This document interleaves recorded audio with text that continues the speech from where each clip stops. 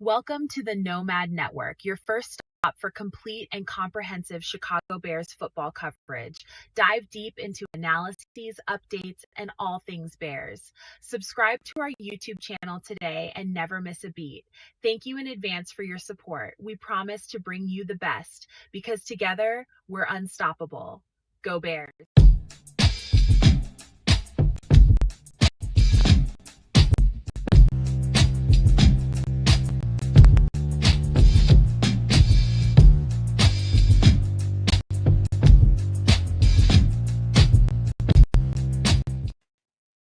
Yo, no maniacs. Welcome to another live edition of Feed the Bears. We're going to do our job today and feed you guys live reaction coverage for this game. And I feel pretty good for this one today. And even though we do have a lot of injuries, and I'll put that list ticker on the bottom here in a minute. But, I'm kind of pissed off this morning, man, because I actually woke up in a pretty good spirit. Feeling good over the weekend, man. All the stuff we're talking about with energy and frequency, man. I've been feeling it. I had a very good, productive weekend, especially when it comes to the music. I had a really, really good weekend, man. Some of the positive stuff that I feel now, I'm starting to see it. The fruits of that is starting to come to life, and the results, man. I'm starting to see the shift changing. You know what I mean? So I'm having a really good weekend so far, man. And I plan on continuing that, but that's beside the point. What I'm pissed off about is I woke up and I found out that we're not playing Aaron Rodgers today, and that pisses me off, man. I know a lot of people, and shout out to Miguel, who just Supernomaniac that just busted up in here, first one. Timothy Bazemore, Supernomaniac. Thank you guys for being here. You said I'm lagging a little bit. All right, man. But I was pissed off, man. I'm expecting to play Aaron Rodgers, man. I know a lot of people were pretty happy with the thought that he broke his wrist and we won't have to deal with him today. I'm on the other end of that spectrum, y'all. I'm on the complete and total other end of that spectrum. I wanted me some Aaron Rodgers today. I want to finally beat him. But what I'm afraid of is I got a feeling we've seen Aaron Rodgers for the last time now. If he doesn't play today, which I'm sure he's not, I think they've listed him as out. Adam Schefter reported that. I don't think I think that's it. I don't think I'd be surprised. As a matter of fact, I'm surprised that he played this year.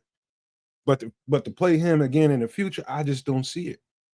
I don't see it now. It's just I'm pissed off about that because now, if that's the case, part of his legacy will be his domination over the Chicago Bears. And I wanted to get that last. I really wanted to get after him today. I wanted to see the Bears really get after him today, finally. And we're not going to see that today. And I think that's it, man. And that's unfortunate to me. Very, very, very unfortunate. I hate the thought of that because I want to finally get him, man. And so he can stop talking all this shit. I know he really wanted to play today. He likes rubbing in the face of the Bears fans because the Bears fans, it's just irritating right now. Very, very irritating. But let me see who's in the chat. Again, Miguel, number one in the chat today. Thank you. Timothy Bazemore. Let me see. Ralph Love says he's hoping Ozzy. Yeah, he says, I hope Ozzy takes this job and never gives it back. We're going to see. I got a feeling that's who we're going to see today. I believe I'd be surprised if we see Braxton Jones today. But then again, maybe not, man, because that trio, well, not trio, I think they got like 4 guys that can really, really get after the passer there in Pittsburgh. And that's it would surprise me, but not surprise me if they started Ozzy. But because word is that he lacks the kind of foot quickness, and this is an extremely foot quick edge rushing group, extremely quick and fast. And so this might be the most formidable group of edge rushers we've seen all year, in my opinion. They just flat out can get after the quarterback, period. But we'll see. Shout out to Mayhem. Let me see. Yeah, I know, Timothy. Yeah, it's irritating, guy. I don't like him. If he doesn't play again, his legacy is cemented with the games against Chicago. He dominated us. And I hate to even have to say those words. But give me a second here. I'll put Cloud Chasers. Thank you for coming up in here. Let's see. AC Adam. Let me get the injury report on the ticker. Well, the inactives anyway. We'll talk about the injuries and all that moving forward. Give me 1 second. Fire up my dead mouse. Here we go. All right, as you can see, ticking on the bottom, we have inactive Case Keenum, quarterback, running back Travis Homer, linebacker TJ Edwards, defensive tackle Jonathan Ford, receiver Ja'Day Walker, linebacker Noah Sewell, and tackle Theo Benedict.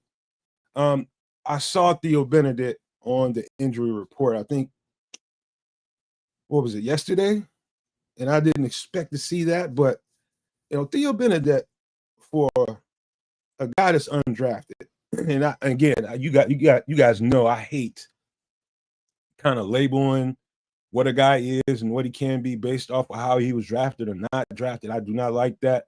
But for a guy that just was picked up after the draft, I mean, you're talking about one hell of an ascension. I mean, Theo, you got to take your hat off to that guy. I mean, you're talking about conversation for like the most improved player on the team. What up, kids?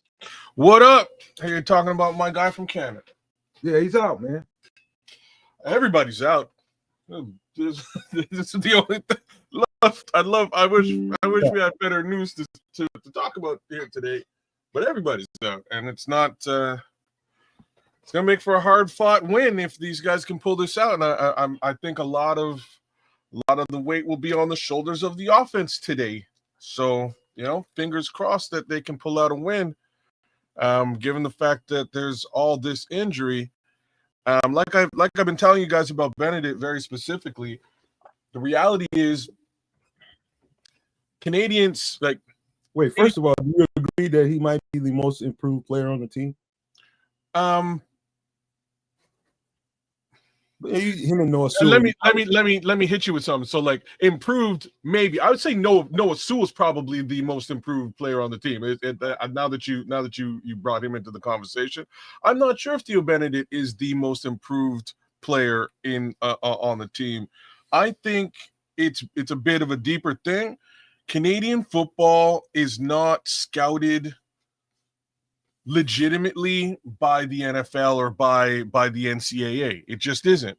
It's looked at a little bit as like the redheaded stepchild of football, and to a degree it is, but that does not negate the actual talent of these players. I wonder why that is, y'all being so geographically closer. So you would think football is a powerhouse in Canada. Easy to explain. The reality is you guys have a population. The population of California or New York is a population as a state is a population of Canada as a country. So you've got 48 other states to go through and take a look at football players, and football's a real thing over there.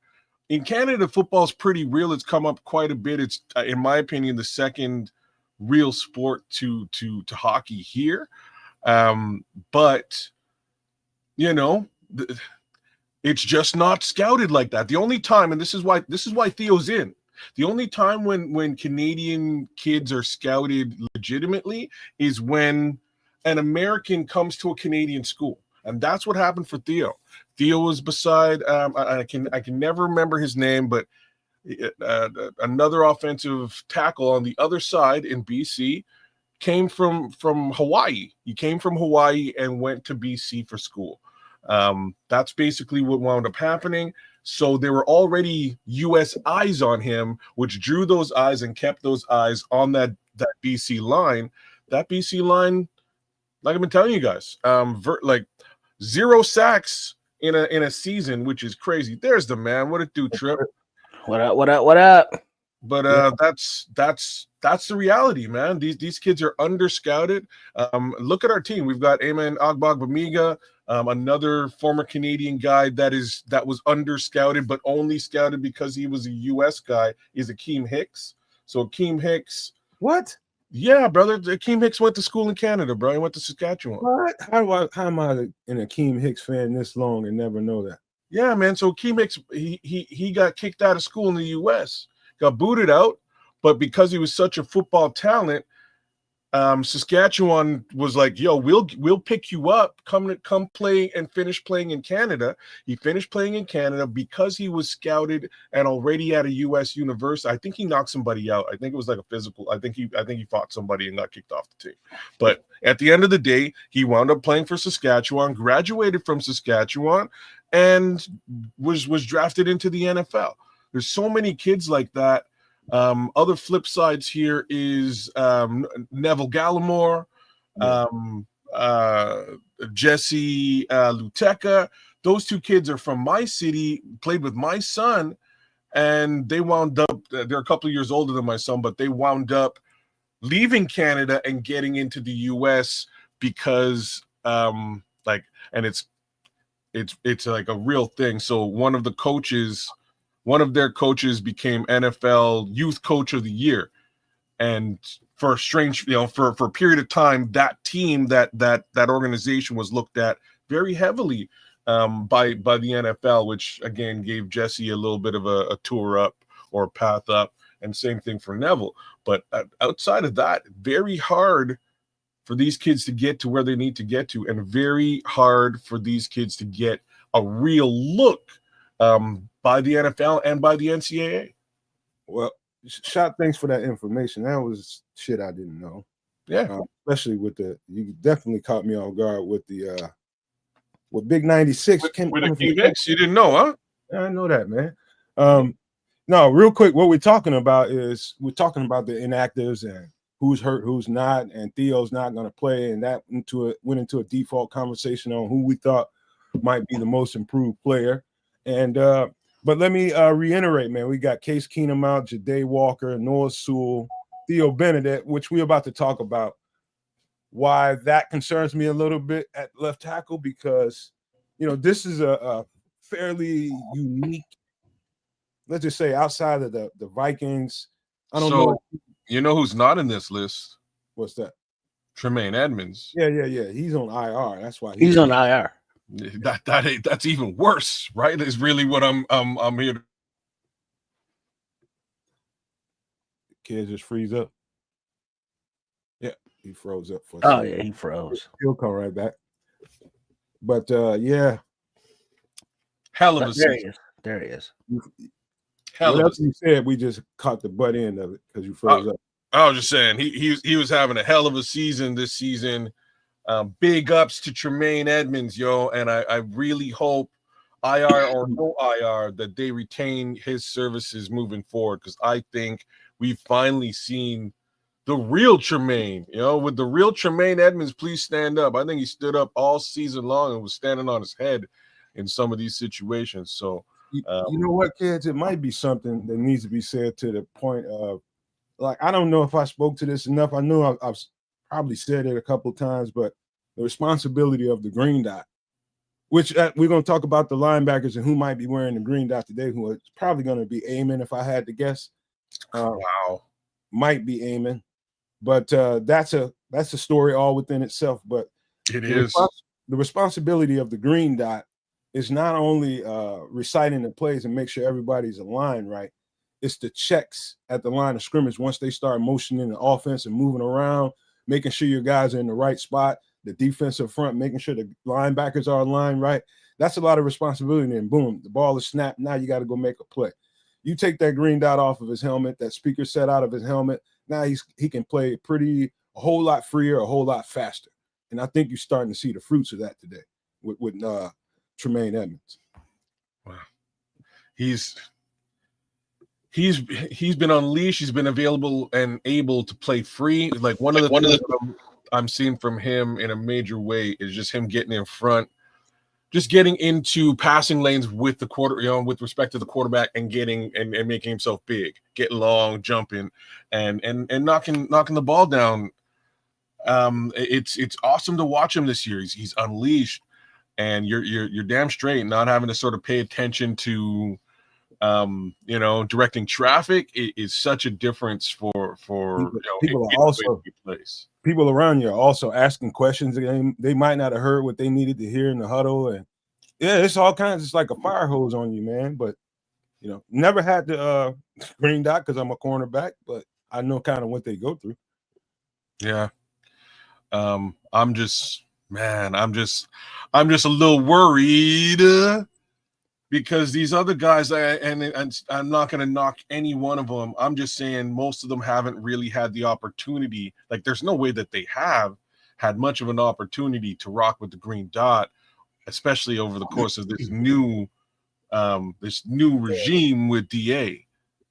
Yeah, Amon is to me probably the most likely choice because from everything that I monitored in training camp, I know people probably want to see Ruben Hippolyte take that responsibility. I don't think they gave him that run during training camp. If they did, I didn't hear anything about it. I did. I heard that they had him, and I heard that they had him and Noah Sewell switching back and forth in the middle every so often. I'm going to say his skill set is more suited to the Will than the Mike. At least that's my thoughts, just being a sideline to sideline guy. But I think he did get some snaps at the Mike. You know what? Here's the thing. They've been here long enough now. I'm talking about Hippolyte and everybody else. And they also brought Carl Jones, re-signed him and put him on the active roster. Yeah. But I'm not worried about the volume of plays. They should know all the plays that they have in the playbook at this point. It's about the checks at the line of scrimmage. Can you audible when you have to and know all the checks at the line? That's the thing. If you start seeing those guys communicating all the way into the snap, then you know there's starting to be a communication error out there. Well, yeah, just a little worried, just because of how, in my opinion, how well this linebacker core has been playing this season. I believe that they've been playing, man. Traditionally, they've played well. TJ and Tremaine, add Noah Sewell into that mix, and the three of these guys have really been doing some damage in the center of that field this season. Even with things being sort of switched around, and with TJ being out for a fair amount of time, it's been very interesting. But hey, wait a second. Oh, okay. There's my answer. I was going to say, is TJ playing? Nope, TJ's out again. Yeah, it's not. It's a question mark in the center of the field today, guys. I have if we didn't have a game coming back in 5 days, which we'll have that game Friday, I think it'll be a few more guys on the field today. But I think they wanted to give them that extra time to make sure when they do come back. So we probably will see a bunch of dudes come back in that Friday game against Philly. What is that? Philly we got to play Friday? Yep. Yeah. So, yeah, I think we'd have a lot more players if it wasn't for in 5 more days, we'll be on the field again. So it's probably more guys healthy than we think. Well, we'll see. We'll see how the next two games fare. But like I say, that center of the field is really holding things down for us in a major way. And let's hope these young men get the opportunity that they've been looking for and can grab the brass ring and do some damage too, man. What are your thoughts, Trips? I'm a little perturbed that Ron isn't playing. Oh, in a situation like this, I was with you before I saw the injury list, or like I've been tracking it all week. But at this point, I'm good with it. Did y'all hear me at the very beginning of the show when I got up in such good spirits, and then I found out that dude wasn't playing? I'm scared we never gonna see him again, and his legacy is cemented with us in Chicago with all them dubs, man. That shit's pissing me off. Really is. Yeah. Like I say, I was there with y'all. I said it on Wednesday. I want him to come to show up and get beat and let the destroyer of narratives do what he does best. But I'm okay. I'm okay with him not picking apart the center of the field, hitting that tight end all day long, because that's what would have happened here. Now, let me ask you, kids, what you said tight end. So, all right, Ron ain't playing, so you got Mason Rudolph. Yeah. What are his weapons? What is he going to go to? What is he going to try to attack on this Bears defense? He has to do the exact same thing, but at the end of the day, I don't know if he's caliber enough to do any of that. He is as average can be as far as a quarterback is concerned. I've watched a fair amount. Again, my kid's a Steelers fan. A couple of my best friends are Steelers fans, man, and they play similar style of football to what I'm used to here with Chicago. So I've watched a fair amount of Mason Rudolph, and again, average could be. So he's looking for DK Metcalf. He's looking to hit the running back. Upside, I believe, is their running back is probably still out. I think Warren is still out. So it should be a Kenneth Gainwell week. Kenneth Gainwell ain't nothing wrong with Kenneth Gainwell. He can get the job done as far as they're concerned. Yeah. Right. Yeah. Like he's a good back, but he's not Warren. Warren's really taken over the reins over there. So my thoughts is, a little bit to the flat, but really, if I was Mason Rudolph, knowing what the injury situation is in Chicago, I'm looking for a Pat Freiermuth, a Jonnu Smith, anybody in the middle of that of the field there is who I'm headhunting. They got another tight end there too. I think it's Darnell Washington, bro. Is that right? Yeah, man. They say that dude is 311 pounds, man. Say what? 311 pounds. Yeah.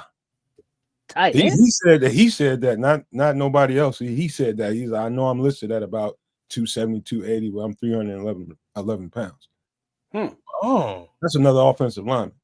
That explains everything, though. Like, as far as his sparse usage by the Pittsburgh Steelers, right? Like he was drafted as like a pass catching weapon threat, right? Like that's much more so than a blocking tight end. Yeah, he's a weapon. That was his thing. He claimed to fame. It was his thing. He was fast and good, good catch radius, and he could run routes pretty well, like a much poorer man's and a bit shorter, I believe, Colston Loveland. Like that's kind of a similar comparison, but I don't think he's getting any of that done, and it's going to be hard to get it done at 311. Like that's a very large, almost a 50-pound differential from where he came in. That's a big motherfucker. You know what I'm saying? That's a big dude, man. So, blocking, I guess, is really the Darnell Washington thing. I guess he won't really be utilized in the passing game the way that I would have expected him to be. But those other guys, Freiermuth and Jonnu Smith ain't no joke. Neither one of them are. So that's where my focus would be. If I was the corners on, and I'm saying corners specifically for the Bears, I might be peeking a couple of looks here at those tight ends, see if you can, you know. What, I have to say this, man, because it usually takes until if I get to it early in the week, that's probably usually when I do most of the film watching and seeing how they might try to attack us. But I didn't do that until like late yesterday. And I know this, if it was me and I'm coaching this team, how would I want to attack the Bears defense? And it will kind of go like this. First of all, of course, they're going to try to get at us on the ground with, three linebackers and really try to see if they can maintain assignment integrity. Do that, of course. But the other thing I would do heavily is really stress out those linebackers in the screen game. Make them run. Make them get after, make them run horizontal, sideline to sideline, and see if they can, wrap up and get guys on the ground. The other thing is the scariest thing about facing this team and Mason Rudolph is that he's going to be really targeting those tight ends. And so not having Tremaine out there in that length, I can see them really putting a heavy load on our linebackers. Whoever the will linebacker is that's going to be out there, he's probably going to have his work cut out for him. That's probably going to be, in my opinion, Ruben Hippolyte. And so they're going to go after that rookie. Let's go. Really go after him. Yeah. So that's exactly how I feel it. I will say that I think if it's Amen and Hippo out there, I'm all right with sideline to sideline and wrapping up. Like I think we're okay in that respect. I think both of those guys are pretty good getting there and bringing men down. Like that, those two facets of their game, I think are probably the better facets of their game. Screen game don't scare me. Outside run game don't scare me. What scares me really is the checks at the line, like you pointed out earlier on, man. That is the part that I'm a little bit questionable about. I'm also questioning just straight up north-south and getting into the gaps and filling those gaps and bringing bodies down. Well, before the secondary, that's my other point of contention today. All right, got about 5 minutes before kickoff. Let's real quickly talk about why I'm gonna just talk about why I'm concerned really fast about if it's Ozzie. I'm confident in Ozzie, but it gives me a little pause just because this team and him getting his first start today, if he gets it, he probably will, because of the foot quickness of those guys, man. This is going to be now they're going to open, if it's Ozzie, trust and believe me, they're going to open the fire hose on him. They're going to open the fire hose. They're going to overload that side multiple times, and they're going to come after him and see if he can, he knows the right guy to pick up, because you can only block one guy at a time. So if they send 3 from that side, does he know the right guy to pick up? Did Caleb slide the protection over there to make sure the back helps out, or a tight end?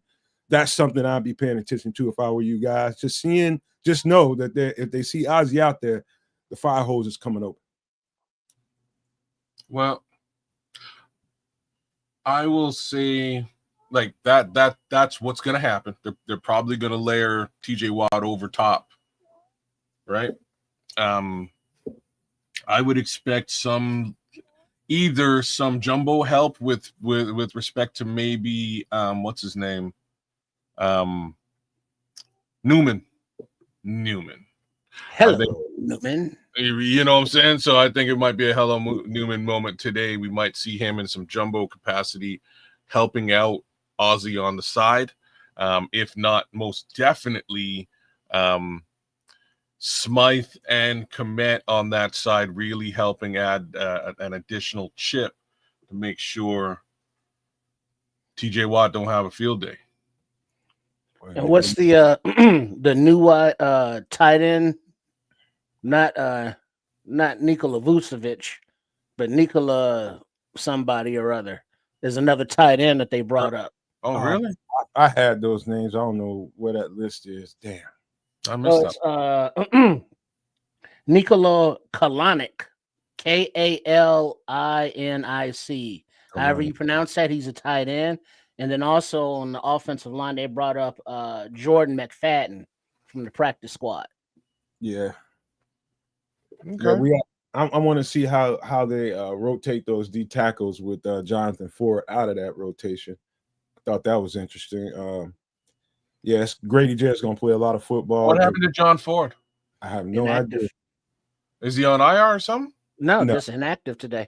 Just random inactive. Well, I mean, they could have gone with let's run with. I'm not fussed by that.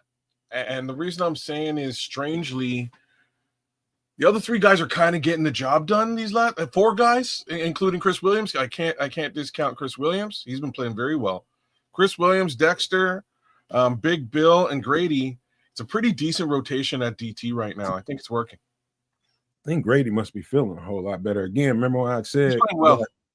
Guys, pay attention to right away if you see Grady out there with or without that knee brace. If he's without that knee brace, that guy's feeling good, and he's going to be hell to deal with today. Just telling you. Yeah, I agree with you. He's been playing well these last couple of games. I was really worried about him the first few games back. He didn't look great, but these last couple of games, right alongside and Javon Dexter, both of them have been playing very well in the center, and there hasn't been a lot hasn't been any real big runs against them either. They've been playing the run well too. Holy smokes. Yeah. But yeah. We'll see, man. I don't expect the run game to be in Pittsburgh's favor today either, even with some of the attrition that we've seen here today. So I think we'll be okay. I think we're going to be all right in that respect. They don't have Warren. Warren isn't around. Another thing I would like to point out defensively, and it's going to be hard to put both of them on the field at the same time because Dominique Robinson is back. But something I noticed on tape, when they put Booker on one side and Tryon Shoyinka on the other side, boy, they that speed rush was there. They didn't get to the quarterback and get sacks, But man, you saw the difference. I mean, that speed was real.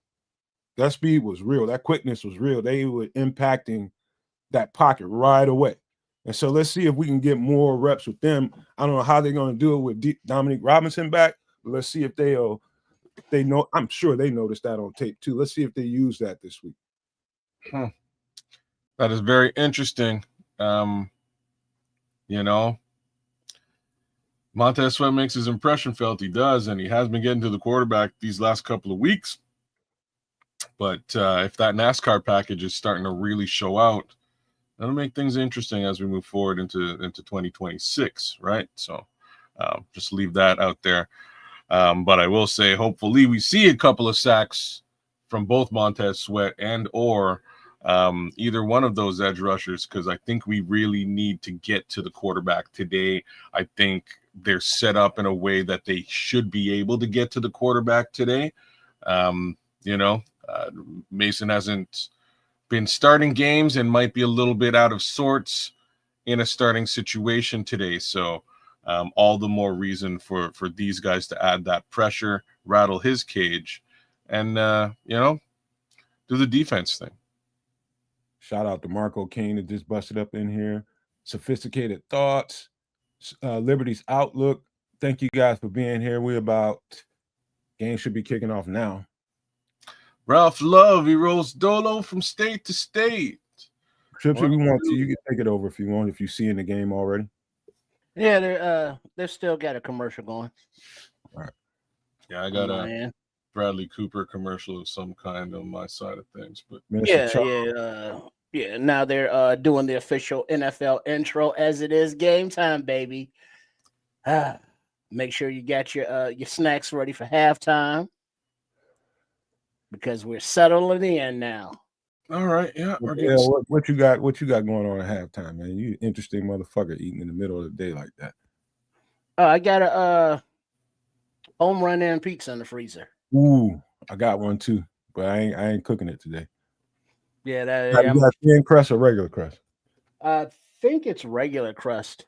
I'll check the box. But yeah, about second quarter, I'll fire up the oven, get it heating. All right, we got Josh Blackwell. He's lined up back to return as one of the returners, as the Bears will receive the ball to open the game. Let's go, Starkey Love.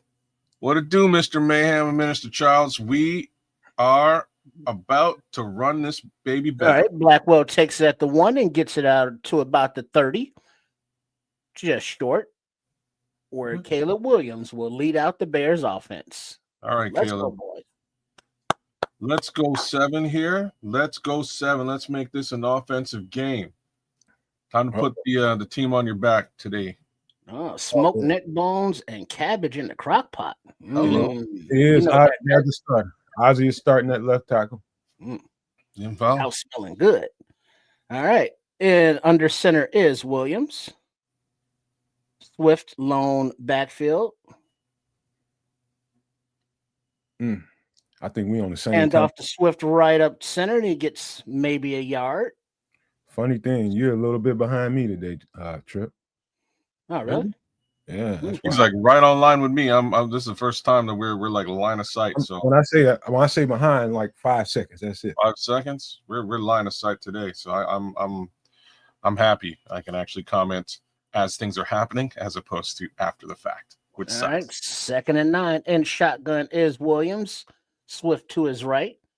Twin wide receivers to the left. Little handoff inside to Swift. Oh, nice little block there from maybe another 2-3 yards. 3rd down. So far, so good.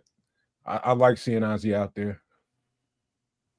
Let's see if he can hold up, though. Let's see. They ain't opened it up yet. Now it's a passing down.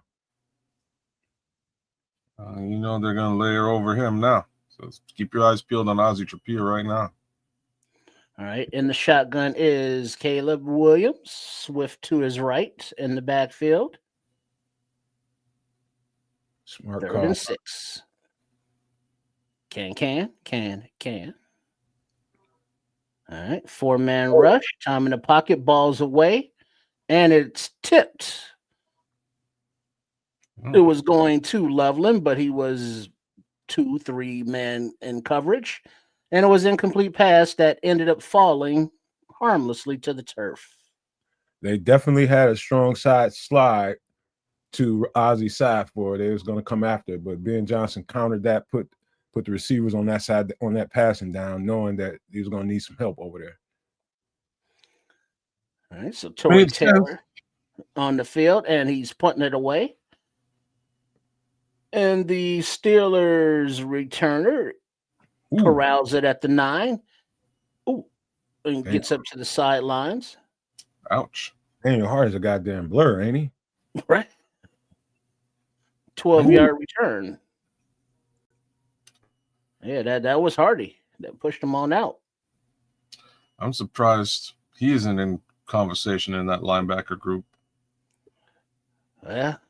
Well, he might be. Let's hope we can get out of this game without having to put him out there like that. Yeah, not out of necessity.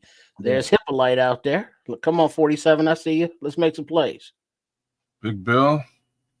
All right. The Steelers are in shotgun, running back to the left. Inside handoff. Gainwell goes out to the left. Gets about 9 yards. We can't 2nd and 1. DeMarco Jackson on the tackle. So we got DeMarco Jackson and Ruben Hippolyte, no Amen Bamiga. And then, let me see who's got the green dot. Hey, big ups to Minister Charles, man. Says he got the Bears testimony. Thanks to working through a group of Bears podcasters, the funding has been raised to purchase my bottom denture. You'll eat a real meal for Christmas. Congrats. Merry Christmas, Minister Charles. All right, shotgun play action. Woo! Pass is deep down the left side, and it is short. Intercepted. No way. By Nashawn Wright. Are you kidding me, Nashawn Wright? He got both feet in. He there's did. A discussion. There's a discussion amongst the rest. Yeah, we got it. He got one hand, 1 foot. That should be an Oski. Nashawn Wright. That looks almost like identical to the interception he had last week. Last week, you're right. It does. Moving on the field is interception. Bears first down. You are right. It does look just like he's just physically built for that, right? Length. Because when he puts that arm up, what is he like 7'2"? and the jump, right? And the vertical. He's kind of built for that. Nashawn Wright, y'all. Like, I'm just gonna say the obvious things. The young man gets burnt, but good Lord, on the get back, he's taking the ball with him, right? Like, so boy, what is that? 5 for him now? He's tied with dog. The man might have Pro Bowl numbers, man. Yeah, that's just a one-handed lefty. He might have Pro Bowl numbers with that with the interception. So wait, I think that's number 5 for him, which is tied with Byard. Yeah, he's because he was one behind Byard, so now they're tied up on the team battle. And lead actually, because Byard was leading the league, right? Byard was leading the league, so technically now Nashawn's tied. He's tied for the lead in the league for turnovers, for interceptions. Would you believe this, folks? Number one, he's a very unique motherfucker. If there ever was one for a corner, this long for no damn reason, and that shit's paying off, man. Again, man, I'm thoroughly impressed with that guy this year. I know he's taking his lumps, but man, I'm way more impressed with the plays that he's made than the plays that he's lost. Man, yeah, I'll take it. You know what I mean? The ones that he's lost, he's gotten his get back. Jeez. That was wild. Let's go to Sean, man. You know what would be nice here, though? Yeah, touchdown. 7 would be great. This is what we need. Shuffle us up so Trip can get up there. I got you. You gotta be able to capitalize on these turnovers that the defense is providing. You're right. You gotta get the 7s. 3s are better than nothing, but 7s is where it's at. Man. He is jeez. What up, Scrolls? Scrolls said he made him some money elsewhere. Shit, man. What the hell I don't know, man. He might have got himself an extension here is what it's starting to look like for. What the hell you want to get rid of that for? Second stringer. I think he got his I'll probably earn him about a good $5 million. It might be more But I mean, if the free he's Pro agent. Bowl It's not caliber. like the Bears don't need cornerbacks. It might be more, right? Maybe. Don't talk that into existence, but Brother, I'm not talking it. He's doing it. He's pulling balls out of the sky. I can't prevent that, and nor would I suggest that we prevent that. Keep doing it, bro. Keep doing it, man. I'm with you, ATF. We got to pay that cap. Shout out to Coach Al Harris as well. Mm-hmm. You got Williams under center from what is that, about the 44-yard line? Oh. He passes down the middle and complete to DJ. Just behind DJ was sliding, looked like he was open, but the ball kind of bounced into him. That was like a touch pass from Caleb. We don't see a lot of touch these days, man, from him, but still a little bit low and behind the receiver. Yeah, we got to hit them. We got to hit them. Yeah. You can see him trying to take some speed off of that, the way he threw it. Jeez. All right. Torres, Shake it off. Giving it a go. 2nd and 10, back to pass. He escapes to the right, does Williams, using his legs, and gets right out of bounds right at the first down marker, just shy of it. I think he's short. 3rd down and short. He could have got that one. He could have got that extra little bit. Offensive line looking good today so far. Yeah, that nice escape hatch to the right there. Yeah. 3rd and 1. Man, Mason Rudolph might have one hell of a day here today against this secondary, though. It's just wild out here seeing Trapillo, seeing Loveland, seeing Hippolyte. Let's go, rookies. The rookies are out in force. All right, under center is Williams. 3rd and 1. Looks like Swift in the backfield. Handoff to Swift, runs to the right. Gets about 2-3 yards. Move the sticks. 1st down, Bears. That's it. He got it, Mr. Charles. He's all right, Minister Charles. He got it. Put it down, bro. Yeah, because wasn't going to be Caleb either way. Short. Oh, what the Sam hell is this shit the Giants just got away with? What is that? Flea flicker? Yeah. Oh, Lord. A double flea flicker? What the hell? They need to pull out all the stops, All though. right. Under center is Williams, excuse me. Swift in the backfield, solo. And the hands off. Little stutter step. Oh, I'm sorry, that's Manungai, who gets about 3 yards. See, I can't see any difference. Dreadlocks. Everybody's wearing white. No Dreadlock. orange. You got the one orange like strap on his ankles. Yeah, I can't see that. Orange and blue. That's real Bears right there. That's actually kind of cool. All right, let's go. Rookie. All right, Luke Newman is in there for Chicago. Oh, see? There's that jump. He's a fullback. And Manungai follows him right up the gut and bounces out to the outside. Yeah, they trying. The Steelers can be had in the run game, and their run defense has been hit and miss all year long. And they know that. They know that they're gonna get a full dose of these running backs today. Oh, that's what you're saying, Minister Charles. I know what you're saying now. All right, so the other rookie, Newman, is in there blocking. The rookies are active today, y'all. You should have got that first down. All right, Williams under center. I'm sorry, check that. He's in a little shotgun. Oh, nice throw. And he passes it complete to LB3. I got to shut up. The rookies it's about 10 yards past the first down marker. Of course. You ain't playing today. This is the 2025 Chicago Bears. And what was that about rookies? Let's go. This is it. Nice. Say a nice post route. Little play action to the left. Himself. Oh, damn. Let's go, offense. Keep it rolling. Caleb Williams. That's a nice pass. All right, Williams, it looks like he is under center. Motion. Handoff. Manungai to the right. Maybe half yard. All right. 2nd down. This is when the Steelers get a little bit tough. They tighten up when they're back against that end zone. We got to come up with the right play here. Let's go, boys. Try to get the touchdown now. We ain't going to wait to 3rd down. Are you run it again, or are you going to toss it now? I'm going to throw it. Straight pass or play action? You got to give some kind of play action. Well, he's in the shotgun. back to his left from the 11-yard line. Back to pass. Ball is out. Laundry. Incomplete, but there's a flag on the play. There we go. Okay. Peyton Wilson playing some good ball, but yeah, you got a little grabby there, punk. Yeah. Cole should have pulled that in either way. Pass interference. Defense. We'll take it. Good call. Oh, yeah, for sure. I know Starkey. He definitely got to take something off of that ball down here. Touch throw here. I'm going back to the tight ends. Me too. I was just thinking Colston Loveland right now. All right. Empty backfield. Shotgun. Quick pass to the right. DJ Moore. Touchdown Bears.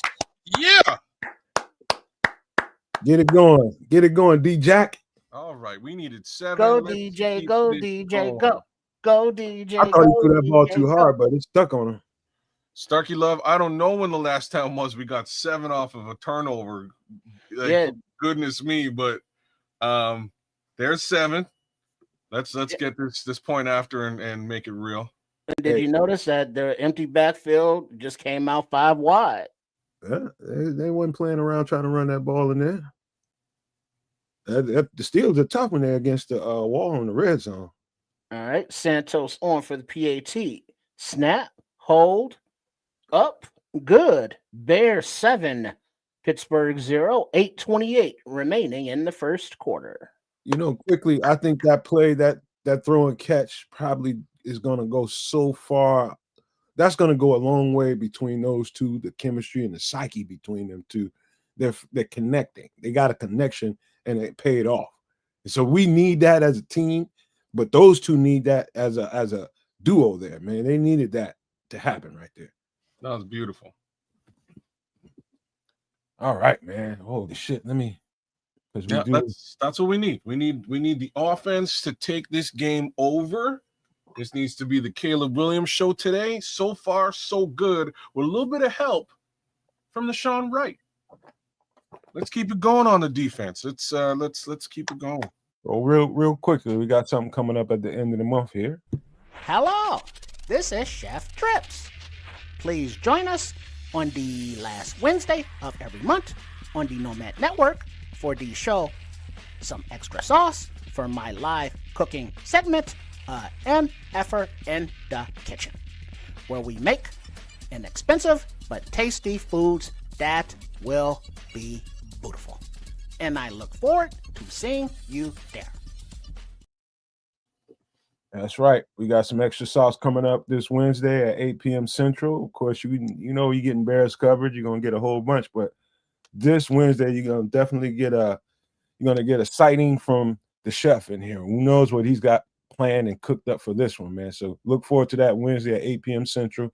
Please hit the subscribe button if you're not a subscriber. You're gonna need to be if you want to come in there and chit chat. Yeah, Chef Trips, he's all about the spoiler alerts. And when we were earlier when we filmed the pregame for the video that's there at Sports Chicago Style, if you have not seen it, go ahead and peruse that later. But he said that this week's MFer in the Kitchen, he's doing something that's dedicated to kids of the Canucks. So I don't know what that is, but kids, a shout out to you this Wednesday from Chef Trips on the MFer in the Kitchen on Extra Sauce. All right. I'm interested. It is a soup and a fish head. I don't know. Something. Hey man, it could be all kinds of different things, man. I just chefed up shout out to the chef. I chefed up one hell of an omelet this morning, trying to keep my keep things healthy. You know what I mean? Had a little bit of lettuce and just a bomb omelet. I do my omelets a little bit different than other people. It's a little old Jamaican style thing, and I'm telling you, bro, it was a nice breakfast this morning. I'm in good spirits. All right. Now there's the knuckleball on the kickoff, and I can't see it because of this camera angle and then the shade, but it looks like the special teams made a play. I think so too. Don Rock. down the ball. What does his ass do? Well, he got to play special team because we got some other guys. Okay, so 14 tried to scoop it at the 7 or so, but it went through the wicket, and Dom Rod trapped him down, and so the Pittsburgh will take over at the 4 or 5-yard line. Special teams working. Nice. Hey, the shadows. Bears Kappa, you got it. Nashawn Wright's a real deal. All right, from the 5-yard line are the Steelers. Under center is Rudolph. So I think Ruben has got the green dot. He does. He does. All right, and a hands off and a run to the right, a big gap to the outside. And it gets about 12-yard run before he leaps into the arms of Tyreek Stevenson making that tackle. 12-yard WE. Shoyinka on the field right now. Yeah. He got trapped in that play. That was on him. 93 went inside, lost contain. That was on him. Is that Daniel Hardy out there? No, Hardy's 92. I thought it was 92 as well. All right. Under center is Rudolph.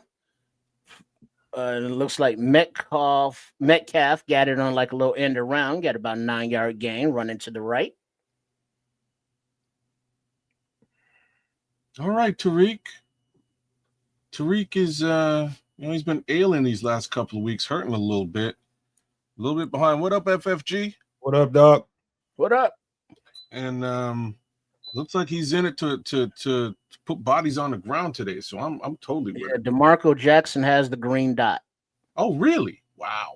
That's crazy. Yeah, Second and 4. Rudolph under center.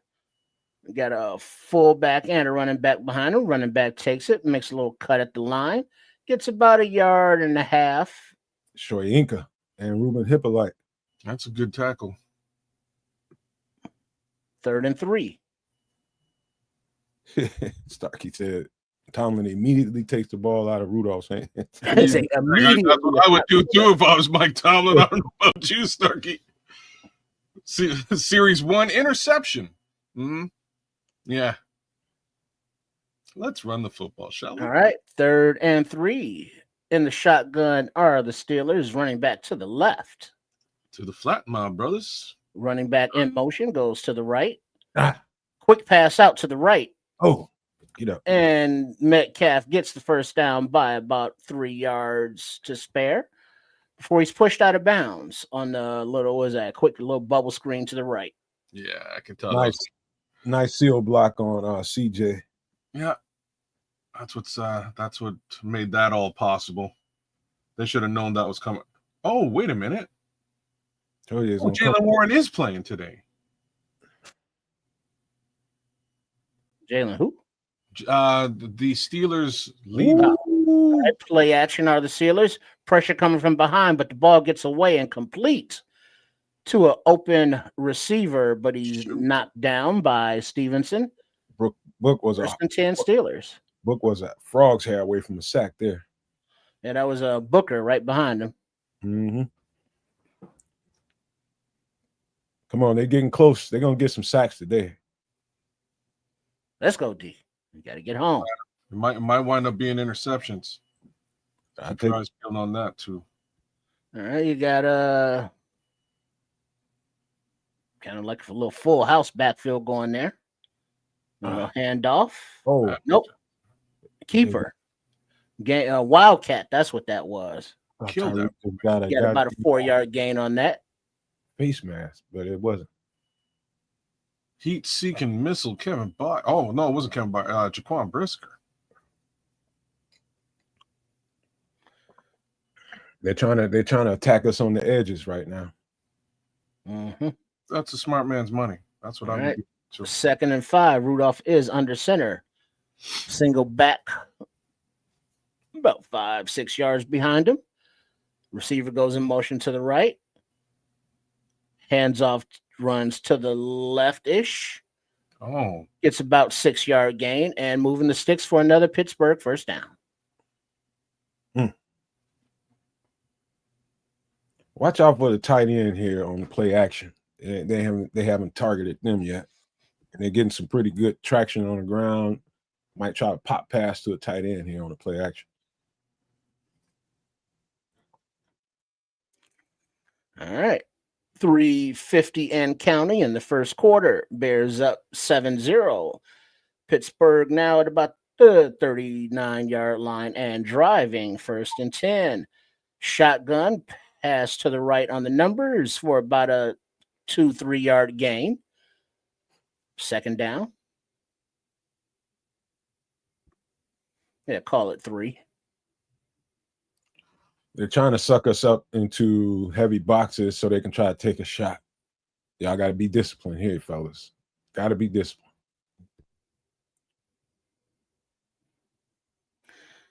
All right. Steelers in shotgun, running back to the right of the quarterback. Motion coming around. Fake handoff, throws out to the right. Ooh, and Austin makes a couple guys miss. And he's pushed out of bounds just shy of the sticks, so 3rd and short. I know, Scrolls. I haven't figured out how to deal with that yet. I was so busy with music. I should have looked up a YouTube video and figure out what that is and fix it. But I'll get it right, man. It's a pain in my ass right now. All right. 3rd and short. 3rd and 2. Steelers in the shotgun. Back to the left of the quarterback. Motion going to the right. Back to pass. Looking. Passes out to the left to the safety valve Rudolph. And he gets well beyond the sticks, moving them once again for another 1st down. Yeah, they got some good blocking on that one. They had Daniel Hardy in the game. They're doing this well. They are sort of shifting the defense in one direction and stretching it out to the opposite direction. Called it out before the game started. They're going to try to get wide in the screen game, go horizontal. Yeah. Mm-hmm. So after that 13-yard gain, they're now at the 18-yard line, and a quick pass out to the left. Jonnu Smith takes it for a gain of about 9. 2nd down and 1-ish at the 10-yard line. This is all tactical right here, trying to stretch the defense just to attack you in the middle at some point. See if you can stay disciplined. Just watch out for a throw up the middle to a tight end or a running back or something. Yeah. 2nd and 2. You're right about that, Minister Charles. They are playing some good technical football. Indeed. Pissing me off. Right. Me too. This is the game plan. And the shotgun. All right, timeout. Steelers. Play clock was ticking down, so 54 seconds remaining in the first quarter. Bears 7, Steelers nothing. So they got they got Big Sweat out there on one edge, and they got Shoyinka on the other edge. I think that's their best run edge group right there right now. It's those two. With a 2nd and 2, that's probably the best thing to do. Now you play like this, you take care of the run on the way to the passer. So you make sure you got your shit set up right and get after the quarterback at the same time. Sounds incredible, but that's what you got to do as an edge rusher. I don't know about that one. I think this one might be a pass here. Yeah, so you got to play for it all. They might take a shot here.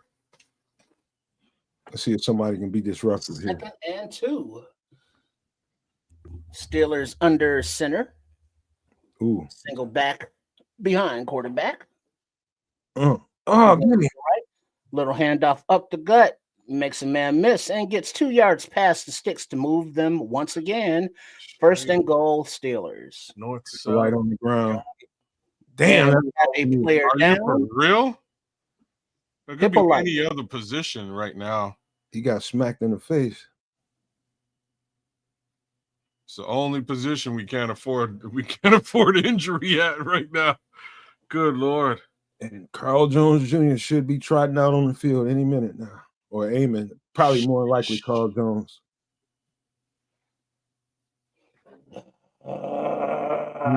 We need Amon on special team. Damn, that ain't cool at all. I'm just gonna. He just got the wind knocked out of him. Maybe got a little stinger or something. He'll be all right. He'll be all right. Let's go. Man, it's pissing me off, man.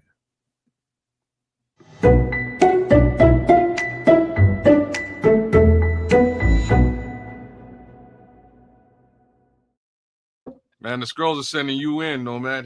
Your number has been called. What he say? He's saying, Nomad, you ever play linebacker? Can you get to Soldier Field?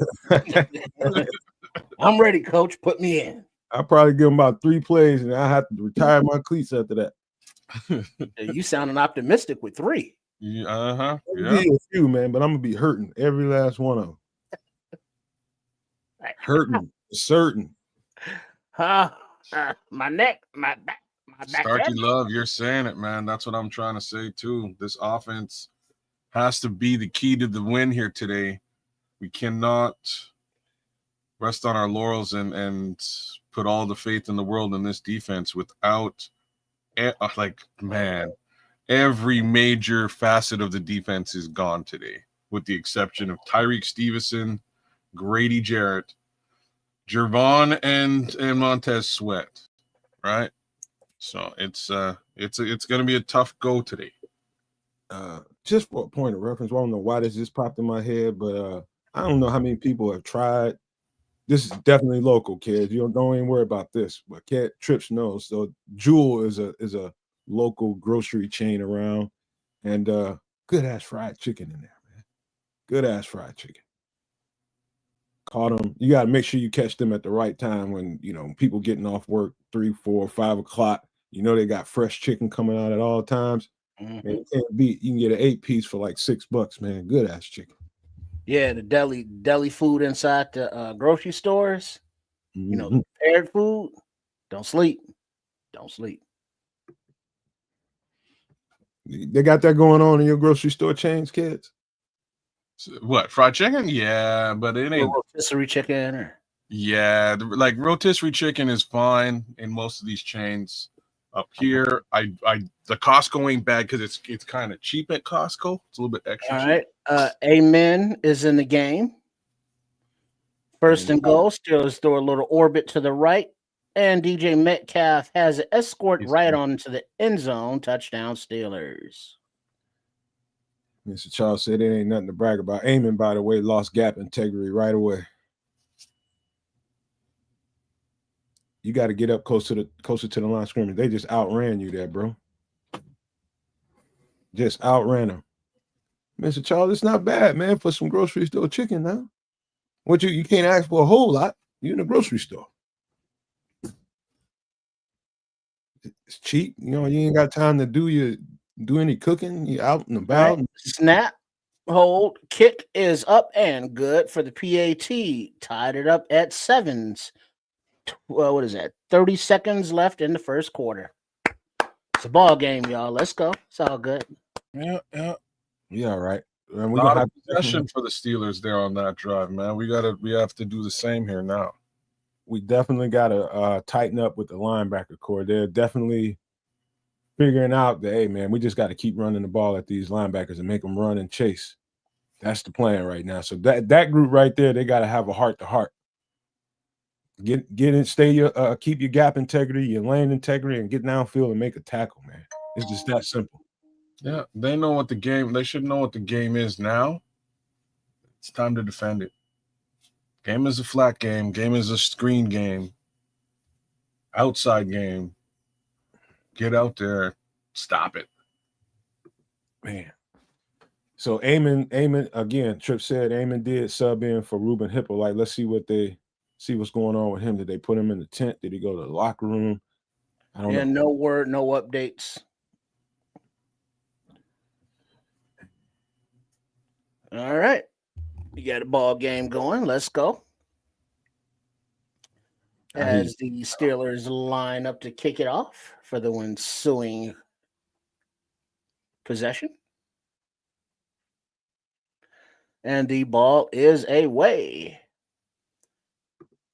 And Duvernay takes it right at the goal line, up the right sidelines, finds a little space, scampers out a little shy of the 40. I was like, what, There's a 35, flag 40 there? play. Oh, flag.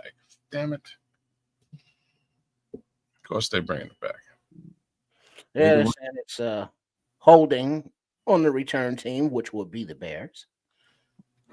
I ain't had one of them in a while, Miss Charles. I don't know when the last time I've been to Sam's. I'm just a waste of membership. Sam's Club? Yeah. I don't know when they do have some. That's the joint. Rotisserie. Like word on the streets Holding is number 81. What is that? Smythe, one of the tight ends. Yeah, it's Y'all my. got Sam's up there, kids? No, I was just gonna say, word on the streets was Sam's was supposed to be coming up here to start to start doing business, and I don't know what happened with all that. Just never really materialized. There might be one or two up here in Canada, but not nothing like Costco. Costco's everywhere. Yeah, Costco is just a different animal. Yeah, Costco's All all over the country. First and 10 from the shotgun. Caleb Williams shifts to under center from the 20-yard line. And off to DeAndre Swift. Flag. And he gets about 2-3 yards, but there is a flag on the play. Holding offense. I'm going to say Darnell Wright.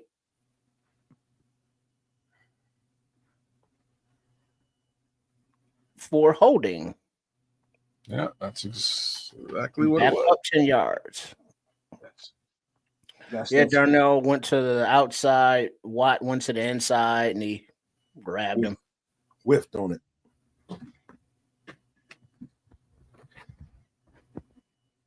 All right, 10 seconds and ticking. So this will bring the first quarter to a close. It's first and 20 when the Bears resume possession in the second quarter, tied at 7. Hey, y'all be right back. I gotta go heat up my little coffee, man. Be right back. Mm-hmm. Oh, So, like, do you put obviously you put not toppings, but condiments on like your frozen pizza? But do you put it on before you put them in the oven or after? Like, a little garlic powder, maybe a little onion powder, a little Italian seasoning. I would do it. Okay, it depends though. I would probably do it after. Usually, if we're talking like seasoning, spice, pepper, I would put it on after on a frozen pizza. Oh, okay. Like you could do it before. I don't think it would make any difference. It's just weird. You know what I mean? It's kind of. I don't know. I'd like to put it in kind of beforehand. Okay. And then just have it done because I'm the only one eating it. If I am, so I can season it the way I want to season it. Whereas it's also very tasty, hot out of the oven, and then you season it. Either way, it's seasoned and it's hot. So I'm asking you something weird now. Do you butter the crust? I do not. You do not. I heard y'all in here talking pizza, man. I got a question for y'all. Any of y'all ever had anchovies on a pizza? Yeah. I've had it. Very salty. It's very salty. Like it wasn't as bad as I expected from all the hoopla. You know what I mean? All the stuff people say, anchovies, gross. It wasn't. It was nowhere. I just grabbed a slice of pizza, not knowing what was on it, and started snacking on it, going, "Damn, this is a little bit salty for a pizza." And then somebody was like, "Ha ha ha, you eating anchovies?" And I was like, "Oh well, you know what? This ain't so bad. This ain't terrible. It's all right. It's okay. Yeah, it's just salty." And the anchovies, they're just like cousins to sardines, and yeah. I was scared to mess with it one night, but we was having a party at my girlfriend's house. Somebody ordered one. We ordered like 10 of them, and somebody had one with anchovies on it. And everybody was like, "Why you ain't gonna try the one with anchovies?" I'm just like, "Fuck no." It's like, "Dog, try it." I'm like, "What the fuck do I want fish on my pizza for?" And you get a little oil in you, you try something, man. And it was not bad at all. Matter of fact, I kind of enjoyed it. I ate 2 pieces of it. But have I ever ordered it myself since? Hell no. Expand your horizons. I am. Minister Charles, you need to calm down, man. What happened? Take it easy, man. Damn. I had breakfast before, and now I'm hungry. All right, under center, Williams, he yo-yos in the pocket, after a little pressure. Then he throws the ball out of bounds to the right. 2nd and 20. Like Kareem Abdul-Jabbar. Man, these shadows are crazy. First long sighting today.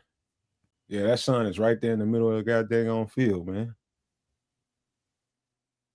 All right. So from the 10-yard line, 2nd and 20, you have Williams in the shotgun. It looks like there's a back there someplace. I think that's to his right. Motion going to the left. Back to pass. Stop running around. Oh, he yo-yoing in the pocket, and he is a fucking touchdown. Loses the ball in the end zone. Touchdown, Pittsburgh. That ain't good. TJ Watts recovered the fumble. Caleb, you got a little nervous back there, man. That pocket was clean. All you had to do was step up. Well, you can't be doing the back spin at the line. You know what I mean? When you're backed up that far. No, you got to step up. Right up into the pocket. Got the shit slammed out of him too. Yep, strip sack. Touchdown, Steelers. Yeah, you can't be doing that in the end zone. No. Not with TJ Watt either. You know what I'm saying? Nah. You definitely got to be aware of where you're at.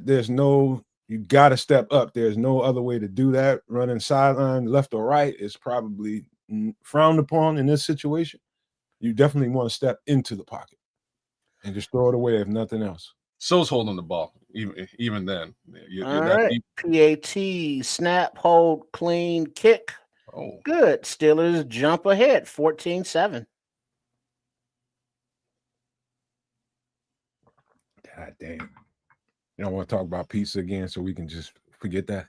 Yeah, pizza. So y'all put butter on your crust? Well, I think I might try it, just because you mentioned it. So definitely give it a shot. It is the one thing that Pizza Hut does right or has figured out. They put butter on their crust, and it's sort of the secret to their pizza. So do yourself a bit of a favor, put a little butter on that crust. It'll come out beautiful. Trust me. One thing I never did. Yeah. Especially, you know what I mean? Frozen pizza, like y'all are doing.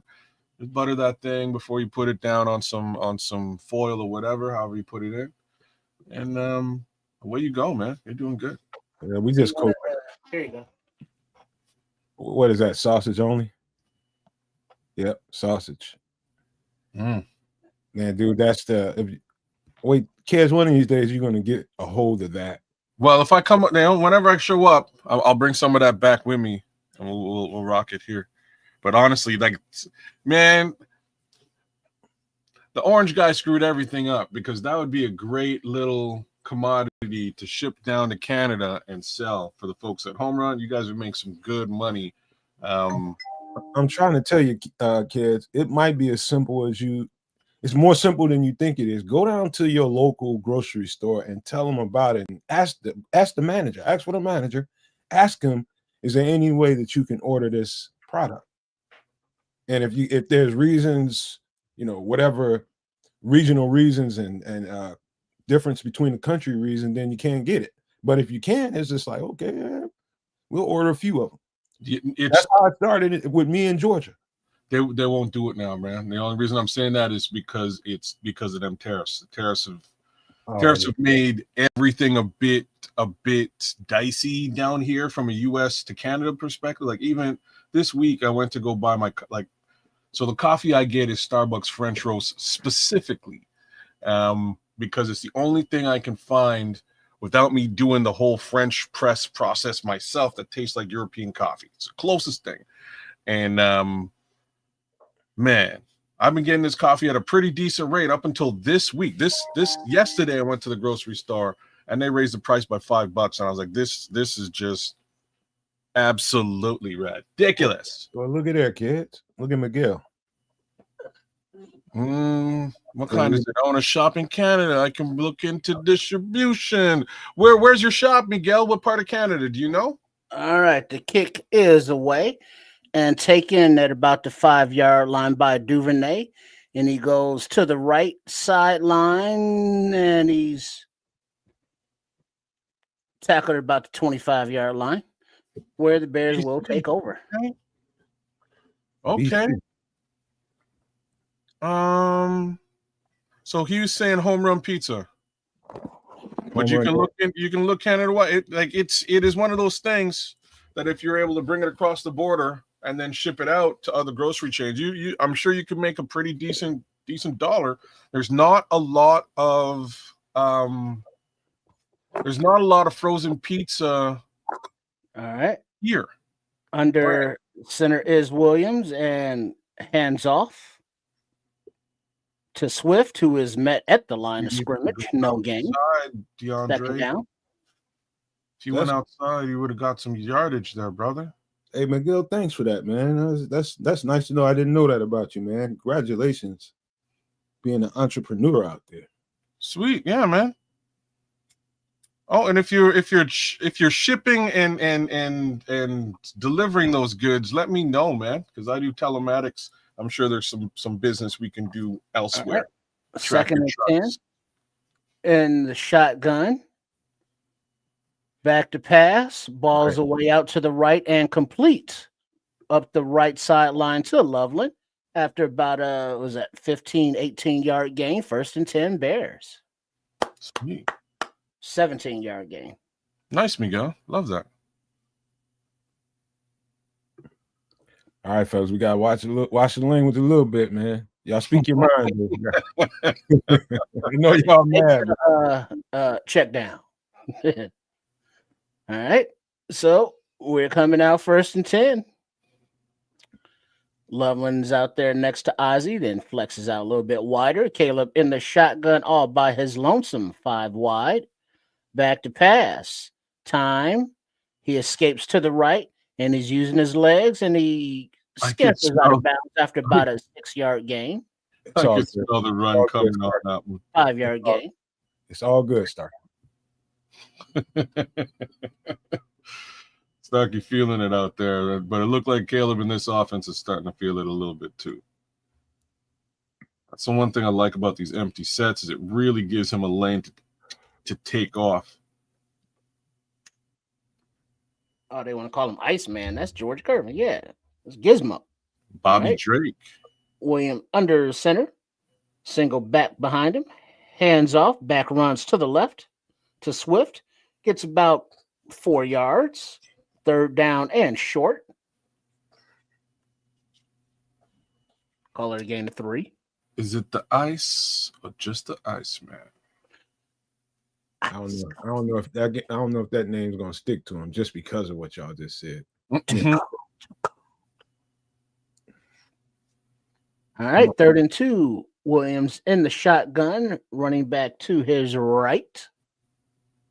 Motion to the left. Handoff, a little stutter, hezzy step. Swift moves the sticks. I think that's my smoke detector. Got to turn that off. Oh, you burning down the house? Burning down the house. I was waiting for it. Wait, hold on. He's short. Wait, Pittsburgh saying they have the ball? Oh, snap. He fumbled? What the ref saying? Oh, they're giving it to. Oh, shit. They're saying Pittsburgh ball. So I guess Swift fumbled in there some kind of way. Yes, Swift fumbled. Somebody got a hold of that thing in there. I can't see him in there. The thing is, they already called it the other way, so they got to find some proof that he didn't. So that's going to be hard and that goddamn strong. Man. All righty then. So that is not a first down. That is a turnover. We always making shit too difficult, man. Come on. Why not? Yeah, Starkey. Why not Monongai in that situation? He's just a better north-south back. I think we have enough proof of that. No, we ain't, Clark Khan. We ain't. We will not lose this game.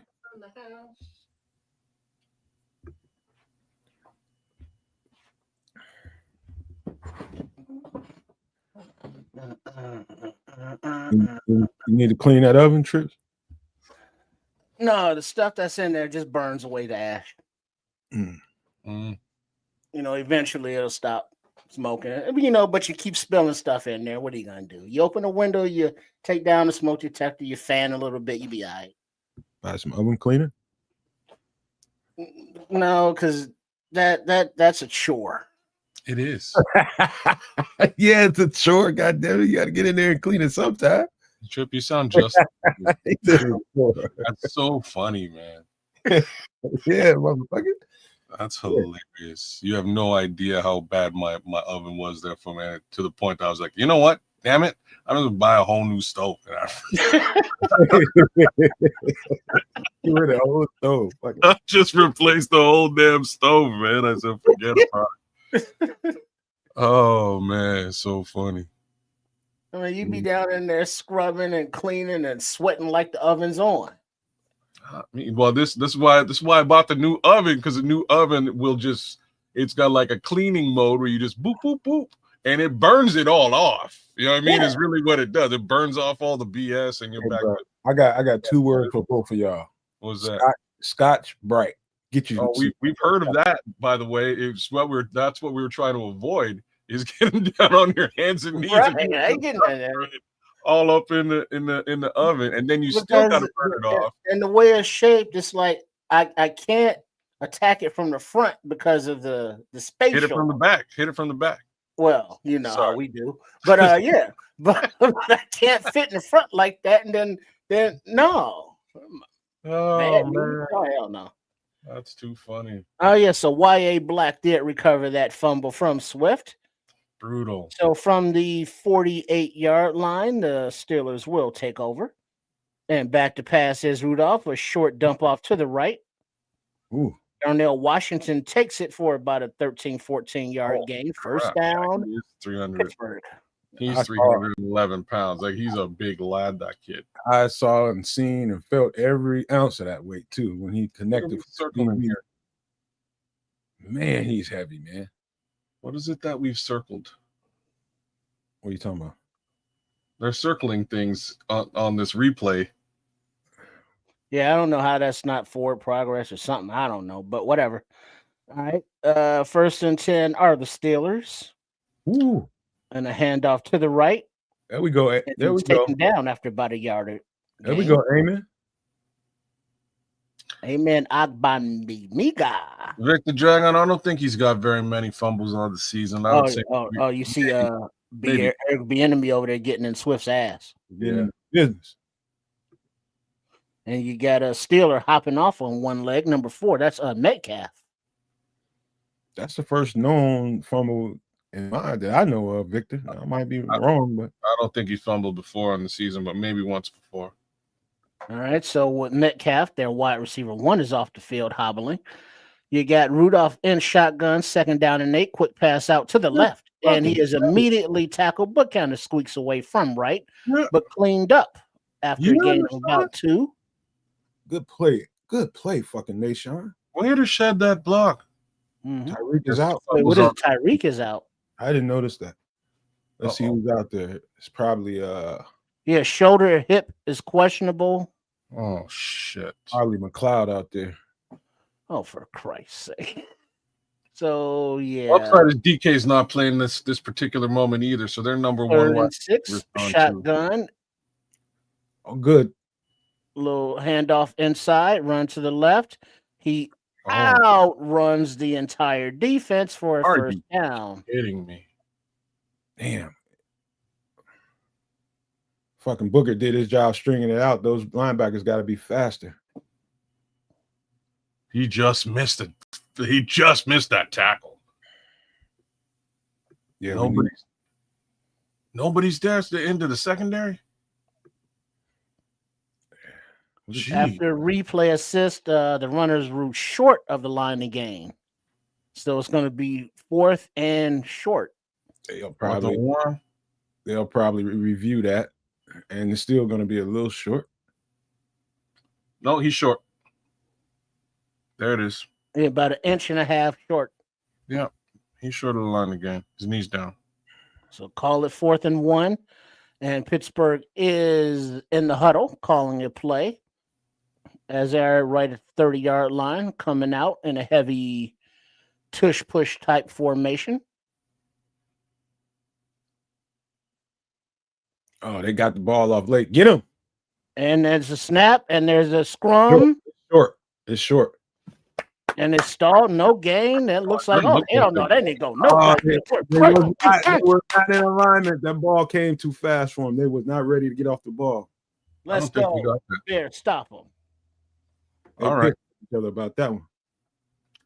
Yes, Super Clark Khan, that I can agree with. But what can you do, man, when everybody's on a hospital bed, man? What can you do? You just go out there next man up and see what happens. Playing ball today, y'all. Playing ball. Whether you are listening to this live game reaction on the Nomad Network at Cancer Canuck or Sports Chicago Style, make sure you are subscribed. It don't cost you a thing, but you will support your boys. You know what I mean? Yeah, I know you want to support us, right? And if you really want to support us, you go ahead and get that membership. You go ahead and subscribe. You become a super maniac. So however you want to do it, just get it done. Because we doing it for you. Don't we do it for them, kids? We damn straight we do. Right. So by all means, give each one of these channels a little bit of love. Like, share, subscribe when you have a moment during these commercial breaks, etc. Just jump on over, leave a comment.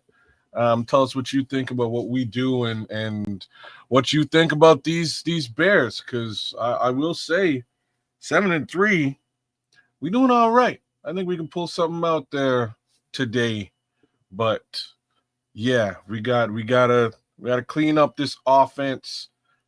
Defense is playing its heart out for what it's worth. They are heavily decimated, but again, playing their hearts out, man. So let's get this offense rolling, man. That's really it. We need Caleb Williams to step up, protect that ball. Same thing with DeAndre Swift. I don't expect to see any more fumblerooskies there. I don't, but I think we'll be just fine moving forward. Timothy Bazemore says the Bears organization as a whole needs to look at their nutritionists, and we shouldn't have so many injuries.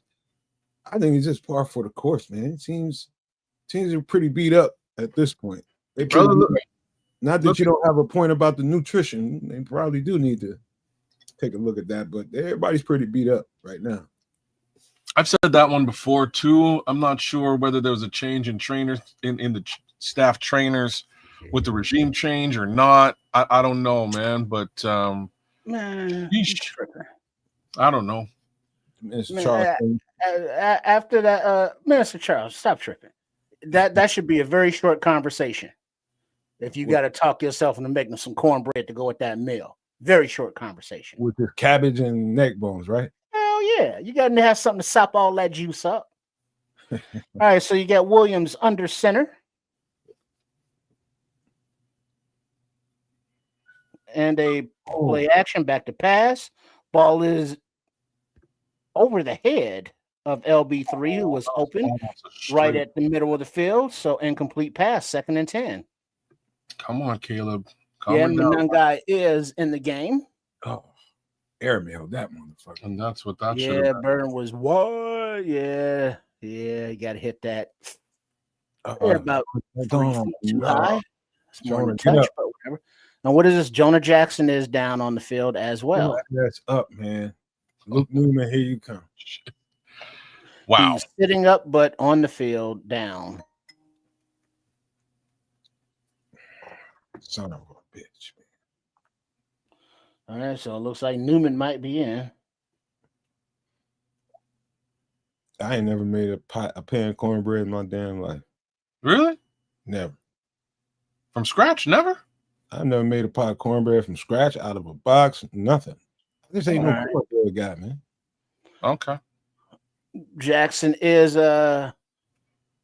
going out gingerly, and he's being held by both sides. So it looks like he may be going to the tent to check for a concussion because he's holding his hands like he don't know exactly where he's at. Trying to keep his balance or something. Oh, Miguel the chef, he's gonna tell you. He said, making them scratches easy, 10 minutes. Miguel is a chef, y'all, so y'all know that. Is he really? Right. I believe Cool. so. All right. In the backfield, all by himself in the shotgun. 2nd and 10 is Caleb Williams. You got motion coming, orbiting around, but fake pass, and the ball is thrown to the right out of bounds. That's a shitty play right there. Yeah, third and 10. Didn't even give it a minute, like a second for the play to build. Yeah, I don't even know what that play was. Yes, Miguel says 30 years of running restaurants. Order up. Congrats, Miguel. Miguel's a man out there. Nice. All right. In the shotgun is Williams. Manungai to his right. 3rd and 10 from the 29-yard line. Back to pass. He's looking. Ball is away. Complete to Loveland for about a 8-yard gain. Looks like he is short of the line to gain. Ben is calling a play. The offense is staying on the field. I think it's a good time to call that shit. Wrap it up, boys. Got to take the momentum somehow. All right, so 4th and 1. Offense is on the field. Williams in shotgun, running back to his left. Trips receiver to the right. Oh, nice. Little fake handoff, and Williams keeps it himself and uses his legs and scampers out of bounds after beat his ass. Whoa. What a flag at, ref? What a flag at, ref? Why wouldn't you throw a flag for that? What a flag at, ref? Yeah, still in the field of play, but he shouldn't have did that. So the Bears sidelines had to call that flag because the ref didn't call one. Swift was back in the game as a lead blocker. I mean, that was a hell of a push out of bounds. CJ was right on his ass too, boy. Second rule, he was still in bounds, so barely. So 1st and 10 Bears. Williams under center, running back behind him. Tight end shifts into a fullback position. Manungai takes the play action. Commit is complete. That pass or reception for 3 yards. 2nd down. Wow. Oh man. Come on now. It gave you the momentum. You got the momentum. Who it is. So put this thing All in right. the end. Let's go. All right. Under center is Williams. Looks like Manungai is still in the game in the backfield. Double reverse. Double reverse, and it goes out to the right to LB3, and he has a blocker. He has a 1st down, and he has more. About a 15-yard gain, LB3. Yo, you know who his blocker was, though? Who was his blocker? His name is Caleb Williams, though? Yeah, it is. Number 18. What?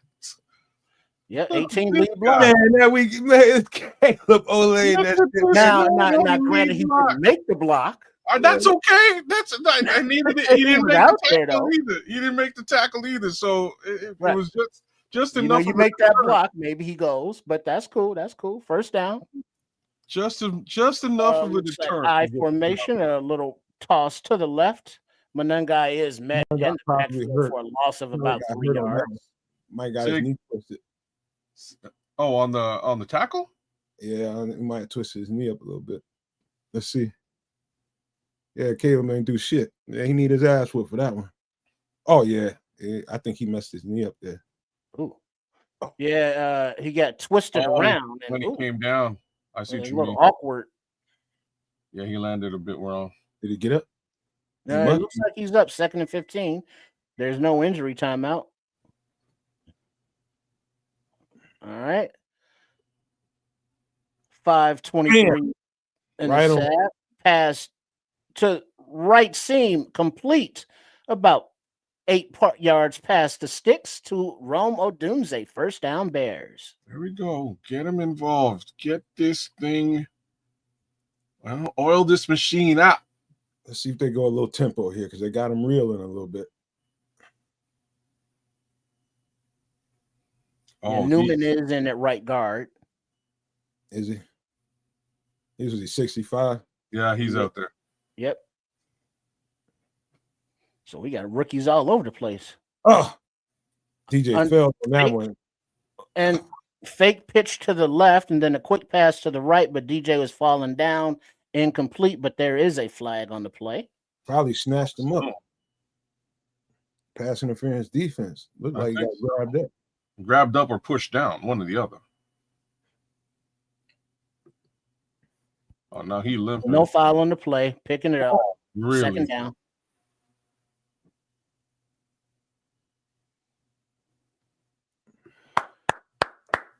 Let's go. We got a ball game, boys, girls, ladies, gentlemen. Man, it's always no foul on the play when it's the Chicago Bears. Well, yeah. It's kind of ridiculous, in my opinion. But it is. It is. All right. And shotgun is Williams. 2nd and 10. Running back to his right. A little handoff to Manungai to the right, and he gets about 4 yards, maybe 5. 5. Third down. We'll take that. Manungai, he runs hard. Yeah, man. He's getting you those. He's getting you 2 to 5, man. Speaking of running hard, not really, but you think we've seen the last of Roshan Johnson in the Bears uniform? He's on IR now, right? Yeah. I don't see him coming back. Like if we see him coming back, he's a special teamer. I don't think anything else happens. 3rd and 5. Back pass. Yeah, these are throws it. Touchdown.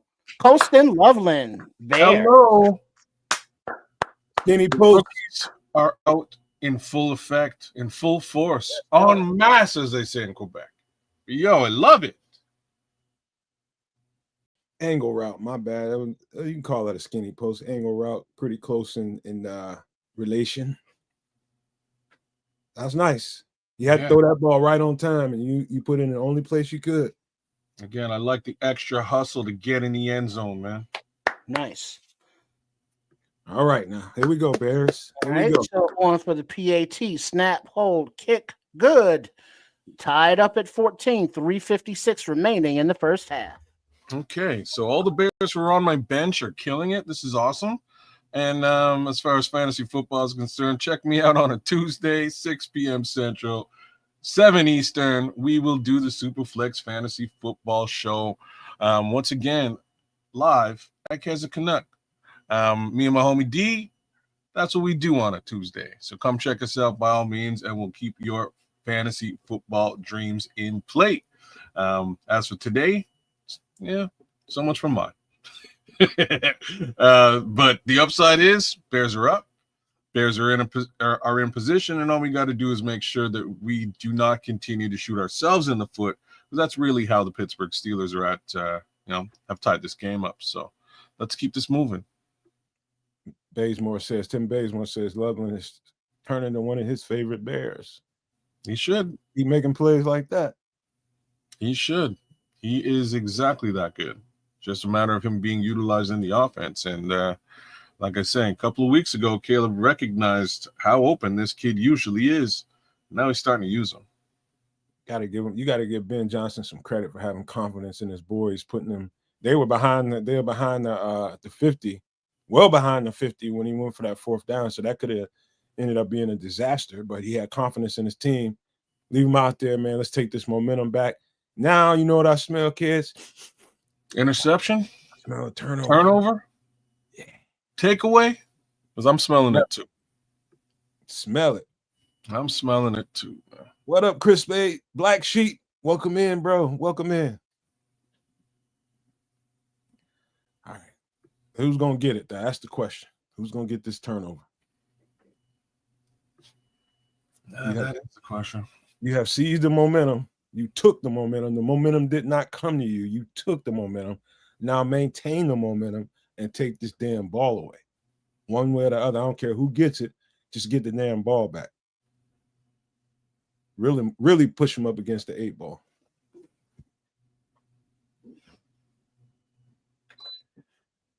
Triple R already eaten? Oh, he probably just making sure the house ain't on fire. I guarantee you pulled the batteries out of that fire alarm, man. Guarantee. I don't know what's wrong with you two Neanderthals not cleaning your ovens, but we'll have to have a talk about that, man. Like I said, mine's clean all the time. I just press the button now and it does it for me. I'm good. You're right about that, Ralph Love. We do have to beat this team. We are not going to get lucky. All right, the kick is away. And it goes squirrel into the end zone where the Pittsburgh will take it on the touchback. Moose and squirrel. Hey, Larry T. Moose Bullwinkle. That's an old. Hey, boo-boo. That's an old reference, man. I went Boris Badenoff with it. What's that? What's Boris Badenoff? See, you ain't. So he's the bad guy in Boris and Natasha. There you go. You talking about the little white man with the mustache? White man, yes. Russian, yes. Oh, okay. There you go. Let's go. I can smell the momentum. I can feel them, and I don't even have my TV up, but I know that crowd is rocking. Let's go. Let's go. All right. Steelers under center. Got a fullback and a running back behind the quarterback. Motion to the right. Come on, NASCAR. To the right. NASCAR. Let's go NASCAR. And the cuts upfield for a gain of about 9 yards is the running back. Linebacker. Second down. Try it perfectly. Linebackers got to clean that up. I hate to say this, but I would. Montez Sweat ain't fast enough to go down the line if they're running away from him. If they're running the ball on the other side, he's out of the play. Joey Porter Jr. is out with a leg injury. DK Metcalf is back, all spattered up. Under center, 2nd and 1. Steelers handoff and a run to the left. Bounces off a few would-be tacklers. Passes sticks for about a gain of 8. DeMarco Jackson makes the tackle after a gain of 6. How's Montez, man? Montez got beat on that. He just didn't make that tackle. That's what I'm talking about. He read it. He came in and just blew the tackle. Just got to wrap up, fellas. All right, under center, 1st and 10 from the 35-yard line. Rudolph under center, running back behind him. Motion 2 stops. And there's a flag. False start offense. Back him up 5 yards. He's on back. 5 yards. He's on back. Yeah, that was bound to happen sooner or later. It looks like DK Metcalf is back out there. Any sightings of Tariq Stevenson, y'all? No, but I last I heard he was questionable. Shoot. He's been beat up for like 2-3 weeks, man. Yeah, shoulder, hip, leg, all kind of stuff. Under center, 1st and 15 are the Steelers. Handoff to the running back who runs to the right-ish. Gets about 5 yards. Man.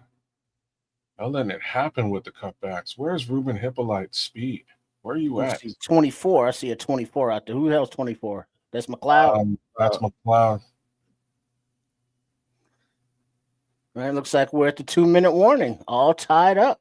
Oh, man. So Hippolyte looked like he got hurt earlier in the game, right?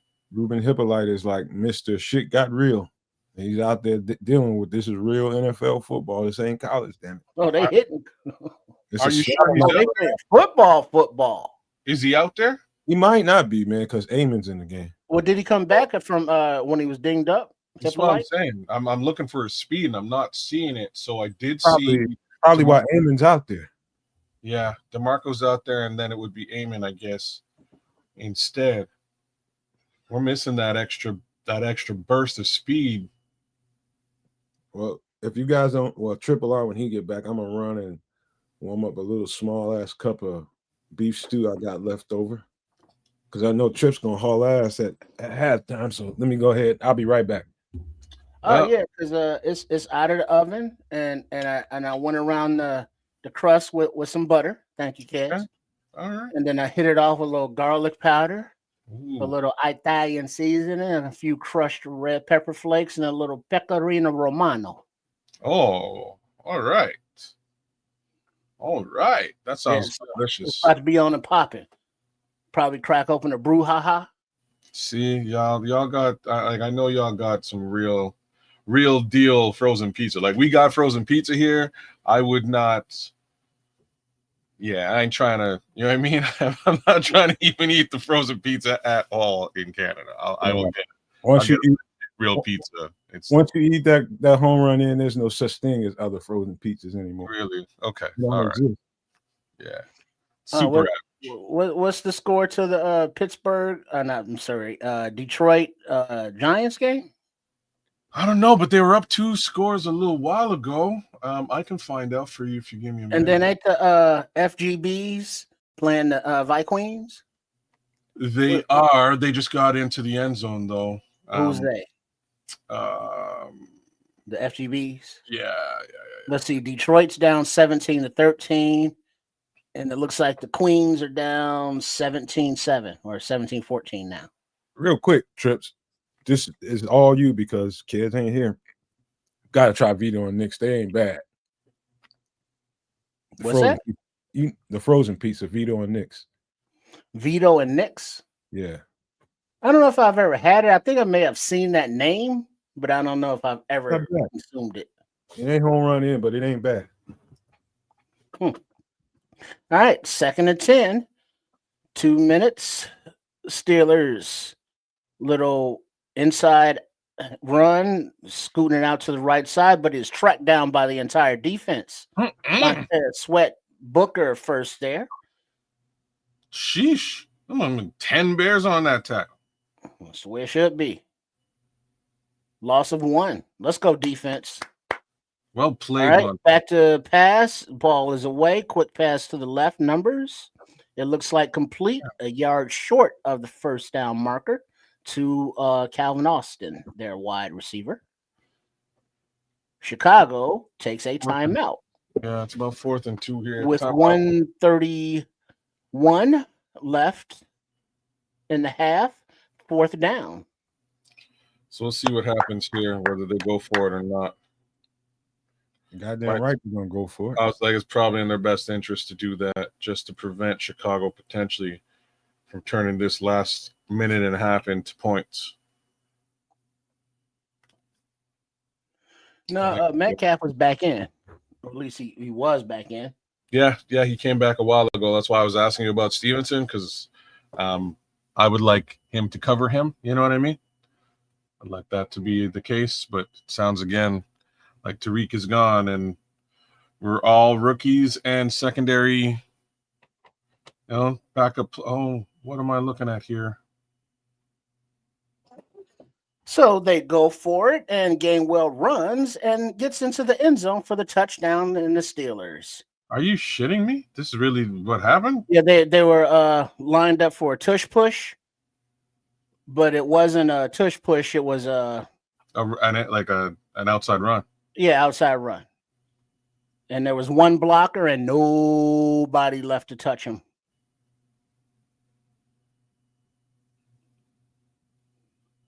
So, 56-yarder right there. Wow. Yes, like that. What a way to come back from commercial break. That sucks. And the Steelers 20, about to go for the PAT. Bears 14. Minute and 22 seconds left in the half. Hold on. Illegal block in the back. Let's go. After review, the runner was short of the line to gain. Oh. So he went out of bounds at before the goal line. So not a touchdown. I don't know about that. Oh, he did. He did. His hand went out of bounds before the sticks, which is not great. But so First and goal, 1 minute and 23 seconds on the clock. 14s. All right, let's go, D. You got a little reprieve right here. What can you do with it?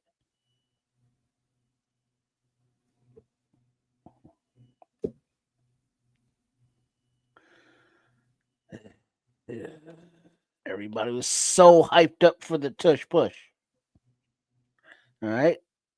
And a little toss to the right, and there is nobody out there. Untouched, unmolested, uncontested touchdown to the right for the Pittsburgh Steelers, but there is a flag on the play. Offense decline penalty. Number 94 was in the neutral zone. Damn, Austin. I guess it don't make no difference. You're on the other side of the defense. This has turned into a slobber knocker. DeMarco Jackson got hit in the mouth and just smoked on that play. That's what we can expect to see, a whole lot of the run game that's what they're gonna do. And PAT is up clean, and so Pittsburgh takes the lead, 21-14. Dumb, Rob. You got burnt hard twice. Both these plays. Chase said, "Dog, we lost to Huntley. We can lose to anyone." This is true, Cloud Chasers. This is true. Rookies, backups. Nothing is, nothing is easy in Chicago, I suppose, is the best way to put it. Can't sleep on these vet quarterbacks, even though they're backups. Oh, yeah. I have a hard time calling Mason Rudolph a vet, but it's what it is. I mean, he is. Suppose. That quarterback, he's won a lot of games, man. I don't know about all that. He has. Yeah, okay. You know what I mean? Like he's the one quarterback where they didn't make the playoffs. Like the one time the Steelers didn't make the playoffs, it's Mason Rudolph. To the level that they let him go, I think he went to the Browns and then found his way back to Pittsburgh after, because Mike Tomlin seems to like the guy. Well, I'm gonna be honest with you, man. We said at the beginning of the game, we exactly called this out. They're going to attack the linebackers and make these linebackers play. They're going to spread them out. They're going to stretch them out, make them run and tackle. And this is definitely Mike Tomlin and that offense attacking these replacement linebackers. That's what this game is all about right now for us. Yep.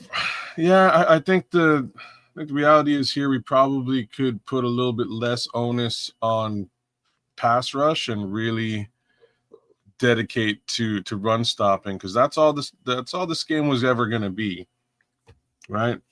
Outside rush, potentially screen game, and as far as the pass is concerned, and that's exactly what they're doing, and they're eating us alive with it.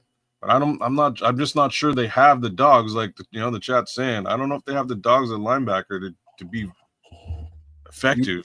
You're right. You're right, Cloud Chasers. That is Arthur Smith. You are absolutely right.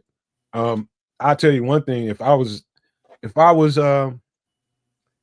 Dennis Allen, I might have to change my lineup a little bit and put Montez on one end and maybe Javon on the other end, just because of the run game, and then go from there. Tighten up those edges a little bit, get a little heavier on the edge, and that's what I would do. I would at least consider that. Put Javon on the outside. All right. The return comes out to about the 37-yard line, where the Bears will take over with a little time before halftime to get a little drive going. Starkey says Jameis is out there dicing up the Lions, boy. That's what I want to hear. Oh, you just talking about because it's the Lions? I thought you had Jameis in your lineup or something. Lord delivers some pick sixes across the board. Amen. All right, so we have shotgun for Williams. Free play as there's a flag down. The Offside. ball Free deep play. down the right side, and it is intercepted by the Steelers. Come on, it's coming back. Porter is running around and running backwards. Up, he's stripped. Then Hot dogging around almost. It's coming back anyway because it was offside. Oh, damn. Offsides on the defense. offsides defense number 51. So yes, it was a free play, but damn. Miscommunication, Starkey. 57 seconds remaining.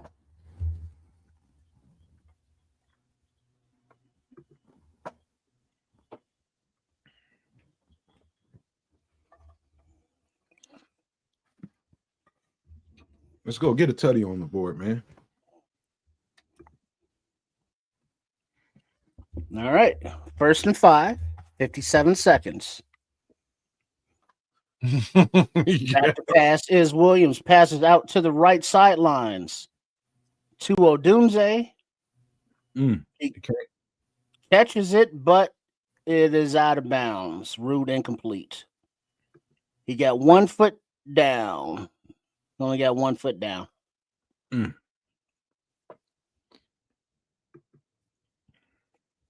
Great catch, though, boy. All right. 2nd and 5, 52 seconds remaining in the half. Oh, Dunze, you could have brought that in, man.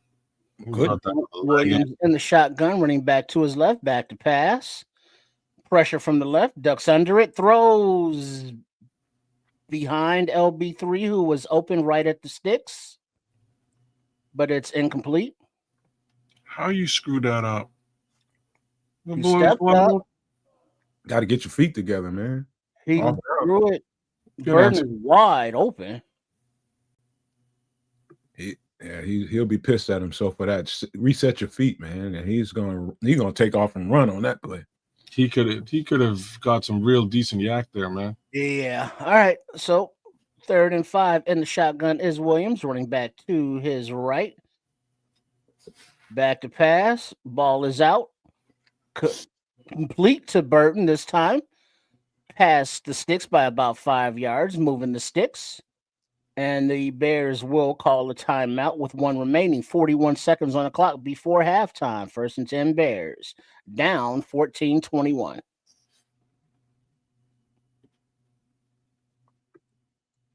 Pittsburgh's playing a little soft, man. They're taking advantage of the underneath stuff. They're just trying not to give up nothing deep. Many star Rick, that's exactly what I was saying there. Sometimes you just got to do that Tony 2-touch, that Antonio Brown tap dance on the sidelines and take the fall. All right, let's what we come out in here from just across the 50-yard line in the shotgun, back to pass. Williams looking, passes to the right hash, complete to Zacchaeus for 4-6-yard gain. Yeah, nice crosser. Oh, you should have just kept going in that direction, Olamide. And they take their final timeout with 35 seconds left on the clock. Kept going right to the sideline. This is a test for Caleb, man. Can you manage this shit? And if we get in a tight spot, do you know what to do? Do you know to run a play or get the ball down and hurry up and get your special teams out here? It's gonna be a quick change if they don't score here. Fire drill, fire drill, fire drill. All right, no timeouts remaining. Williams in the shotgun and the snap. The ball is away, but there's a flag down. It's complete to Swift, and he's past the sticks, not out of bounds, but the flag. I don't think the Bears were set. That ball was snapped so fast. Yeah, legal shift offense. Yeah, it was just snapped so fast. Nobody was set.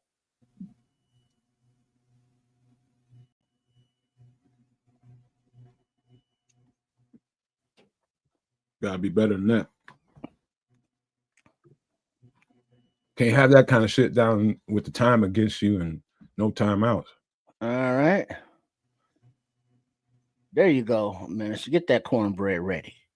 All right. And the empty backfield, shotgun all by his lonesome.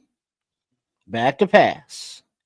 The ball is coming out and way overthrown to Odunze. Oh my God. So almost picked off, but incomplete. Come on, man. What the fuck is that? Jesus. Wide open in that hole, too. Yeah, he had plenty of room and depth. That's a really bad pass. Leaving $5 bills out there, man. $10 bills. Mr. Charles getting it together, man, with the help of my guy Miguel in there. Hey, Patrick. Good to see you, brother. All right. Empty backfield. And the pass is complete. A little underneath pass to LB3 on the little middle screen. And he scoots up to about the 29-yard line. First down. 13 seconds and ticking as they get to the line to get everybody set and get spiked. And they spike it with 7 seconds remaining on the clock for the first half. So what do we do here? Punt? Sorry, field goal? You better take a shot to the end zone. Now with no 7 seconds, they're gonna kick this shit. Yeah. Yeah, you don't know that one. I don't don't know. Newman out there leading the blocks. Ozzie out there left tackle blocking. Let's go, rookies. Oh, they're going for it. They are going for it. 2nd and 10. All right. The ball is away to the right, out of bounds. Just to kill a few seconds off the clock, it looks like. 3 seconds remaining, 3rd and 10. Field goal unit is on the way out. Be right back, fellas. All right. So Cairo Santos to the rescue. Bring this game a little bit more close. Didn't really expect to see 21-17 in the first half of this game. Thought that would be the, total score of this football. 41-yard attempt is up. 47-yard is up and good. So Santos takes it to halftime, bringing it to 21-17 Steelers. Ninja on break. And off he goes, leaving me all by myself. Well, that's fine. Steelers 21, Bears 17. Let's take a look at the tail of the tape. And how you are not alone. Oh, Michael Jackson's with me. So what are we looking at? We got 211 total yards for the Steelers, 175 for the Bears. So we're trailing a little bit in total yardage. Passing, kind of clear and obvious. 86 yards for the Steelers, 110 for the Bears. They ain't trying to pass the ball after Nashawn Wright pulled that one down. They're going to run the rock. And rushing yards speaks to that. 125 rushing yards on the ground for the Steelers versus 65 for the Bears. Bears need to get a little bit more done on the ground. My thoughts there, maybe a little bit more Kamanunga usage than DeAndre Swift, but I also think DeAndre Swift may be in the doghouse a little bit after that fumble. 7.8 yards per play versus 4.7. That's really the big differential in this game. They've got to stop that run. They can't be allowing 10-yard rushes to exist on a day like this. First downs, they've 11 for the Steelers to our 12. Third down efficiency, 2 out of 4 for the Steelers, 4 for 7 for the Bears. Not terrible, but could be better. Fourth down efficiency, 1 out of 2 for the Steelers, 1 out of 1 for the Bears. Total plays, 27 Steelers, 37 Bears. And that's going to be interesting when we look at time of possession here in a second. Sacks allowed, 1 for the Bears. That sack turned into a touchdown as well. Single punt for the Bears, no punts, no sacks. For the Steelers, got to get to the quarterback, got to keep Mason Rudolph, rattled over there. But the fact is, we got to force them to use Mason Rudolph in the passing game. We got to shut that run down. 16 yards in penalties for the Steelers versus 25 yards for the Bears. Same token, can't have that lead in penalties. That's not going to help us win a football game like this. Fumbles lost, 2 fumbles on the day. That's pretty wild and crazy. We're actually losing the turnover game right now. Interceptions thrown, a single interception by Mason Rudolph on the other side of the field. I want time of possession here. Where's time of possession? ATF, I'm not sure who gets the ball after halftime. We do not. We received the ball at kick, so Okay. the Steelers received the ball after halftime. I don't have time of possession here for some reason. I'm pretty sure the Steelers got that. That's what I'm looking for. I want to see what the difference is. They must have that number, and the number should be well in their favor because they had that. Their first possession, they drove it from the 4-yard line clean into the end zone. You can't allow shit like that. Like you just can't. That's not cool at all. This is a nose buster of a game, like we thought it would be. It's a slobber knocker, and they are stress testing these replacement linebackers, and stress test has failed on our side of the ball, and we got to figure out how to fix that. Because that ain't going to change. They're going to keep stressing those linebackers on out. And that's the name of the game. And I think we have to get ahead on this turnover margin. The turnover ratio has to favor us for us to get out of this game. Win. I agree. A pick 6 would be a thing of beauty right now. It would really line this game right back up the way that it should be. Minister Charles is off to take care of that cornbread. But yeah, nothing worse than burnt cornbread, by the way. So you get that thing managed. Speaking of managed, we got to manage this run game because this is getting a bit ridiculous. Jaylen Warren can't be having a career day against the Chicago Bears, and I will get into that. Jaylen Warren, 8 carries, 40 yards on the ground. Guess what? Kenneth Gainwell is doing even better. 5 carries for 73 yards on the ground. His average is 14.6. That's crazy. It's ridiculous. Even DK Metcalf is getting some groundwork with 2 rushes for 12 yards and a touchdown. Wild. Yeah, that's the issue. These are major problems that we have to fix. This run game can't be eating our lunch like this. Man, they'll make some adjustments, man. It's just the 2 things going on. Number one is the Steelers are executing well in the run game as far as picking up their assignments, blocking. The Bears have to get off the blocks quicker. They're getting off blocks, but they're getting off too late, and the ball's already passed. You got to get off that. You got to get off those blocks quick and make them grab you, get a flag on the play, something. But you got to get off blocks better than that. But that's when you got this many, you got the 3 main linebackers not playing. You can expect that a smart team would attack that replacement group, man. That's just what they're doing. Almost goes without saying, right? That's what we predicted. That's what I would do. Looks like Arthur Smith is doing it too. And that's just going to continue on for the remainder of the game. Regardless, this offense has to be better, is really my first thing to say. We can't be making the mistakes that we're making, and we can't be turning over the football. That really hasn't been happening all season long. So turning over the football might cost us this football game here today. So hopefully the defense can corral at least maybe one other takeaway to line things up a little bit better. But if they do, back to that offense, they got to get in the end zone. It's got to be another 7 to really put this game back into check. I'll answer that for you, Minnie Stark. When your swing passes are beating you, that's a sure enough sign. That's a sure enough telltale sign that your linebackers are not getting off blocks fast enough. Just like yeah, that's it.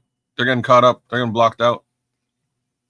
Not to mention that the speed, quote unquote, that we might have had in that linebacker core, I think is on the bench right now. I think Ruben Hippolyte hurt himself very early into this game. and I don't believe he's out there. So we're relying on Eamon Ogbogbemiga and DeMarco Jackson, right? So it's a little bit, a little bit lackluster with respect to the linebacking core in today's game. You got to challenge those dudes in the locker room. And I get into their soul. I'm the type of person that will say things to you, make you want to hit me in the mouth, because I'm going to be like, are you an NFL linebacker? Are you? Or do you not belong in this league? Show me you belong in this goddamn league and get off blocks and make plays on the fucking football. That's what I would say to him. Probably get hit right in my shit immediately. Well, I like the message you're trying to convey. I was going to say, yeah, you probably will get hit in your shit, but, I'd much rather they be hitting them instead of you, right? Like that's what's missing right now. Anything it takes to trigger them, I'm doing it. I'm going to challenge the manhood. I'm going to try all that shit, man, but I'm going to get you to play some different football when you get out there. I take a bloody nose, busted mouth. I don't... Star Rick, I don't know, man. Like there's Hicks. Hicks might be able to do some damage. Maybe Jonathan Owens, maybe. But they don't know. Like they don't know what they're doing. Know what I mean? Super Clark ain't got no chill with Caleb, boy. And he's got to definitely step it up this next half. Yeah, he got to make some plays. He's missing 2 airmail, too many damn passes this first half, probably 3 or 4 of them. Yeah, I think you're right. You're probably right there. He chucks balls away for no good reason, and it's funny because I'm usually an advocate of that. If you're in trouble, you just get rid of the ball and avoid the sack, and that's my 2 cents. But there's a couple of balls here today that I was like, what, like. What are you doing? Why did you throw that one away? Make matters worse. A little bit inaccurate a couple of times here today. Got to get those feet set to be accurate. It's just on the other side of the ball, kid. You're right about Caleb. But the other side of the ball, this is probably the worst team to play. A team that really, really leans into the run game, and they won't deviate from the run game. To have 3 starting linebackers out against a team like this is rough. Just telling you right now, the task is heavy, but you got to make plays regardless. If you're an NFL player, you cannot let them do that to you. Well, what I will say is this is not necessarily just a run game team at all. Warren's had a good season. That's what they do. Sometimes, like Kenneth Gainwell just got to the team. He's still a good running back.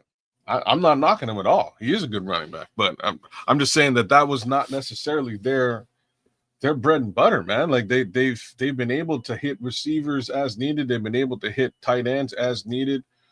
That's more their game than just nose down, blinders on, run the football like they're doing today. This is really just commensurate of the fact that everybody on the Bears defense is hurt. Stop us from running the football if you can. I know one thing. I am very grateful in my soul that there's a can of cold suds in there in the refrigerator, because I think I might need it later on. Yeah, I feel it coming. Well, don't say stuff like that. We'll see how things work. I think there's all the ability in the world to turn this thing around. I think it can be done, but it starts with stopping this drive coming up here now.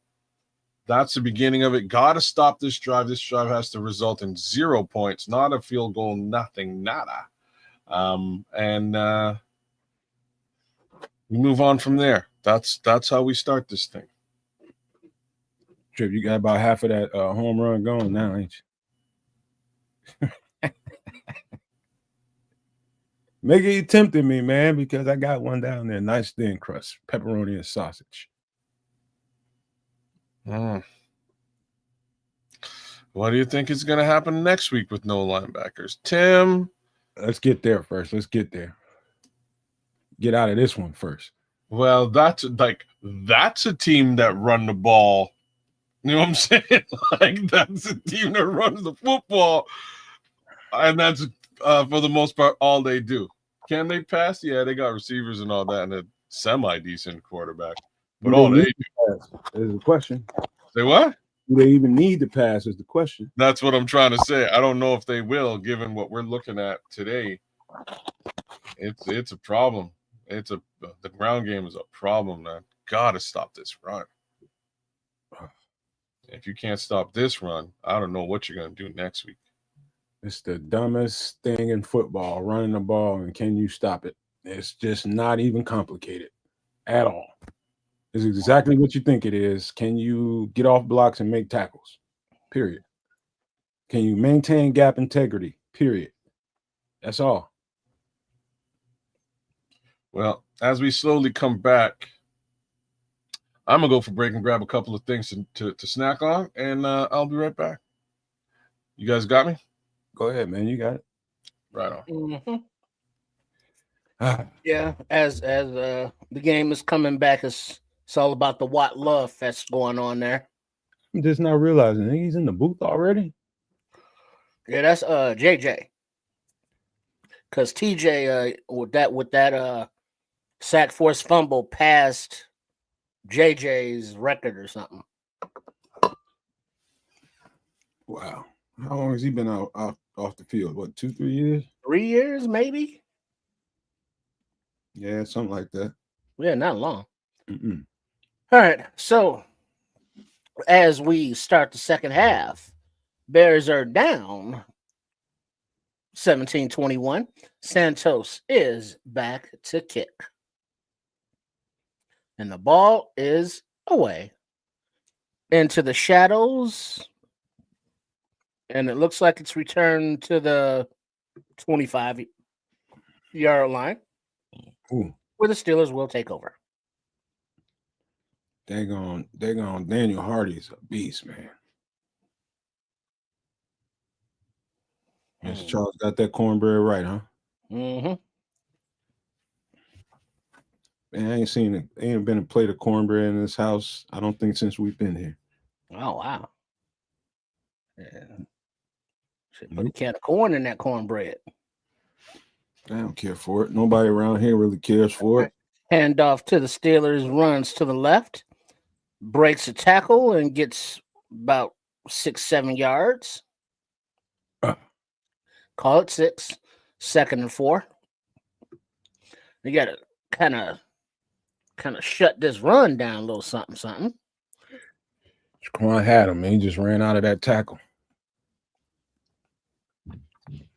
You can see they came out a little chippy here. Let's go. Keep that going. All right. Steelers under center.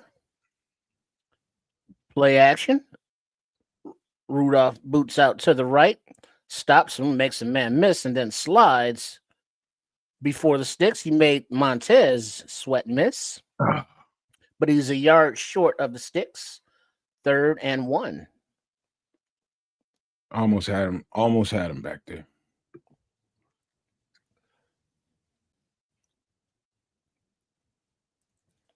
Yeah, he did. Woohoo!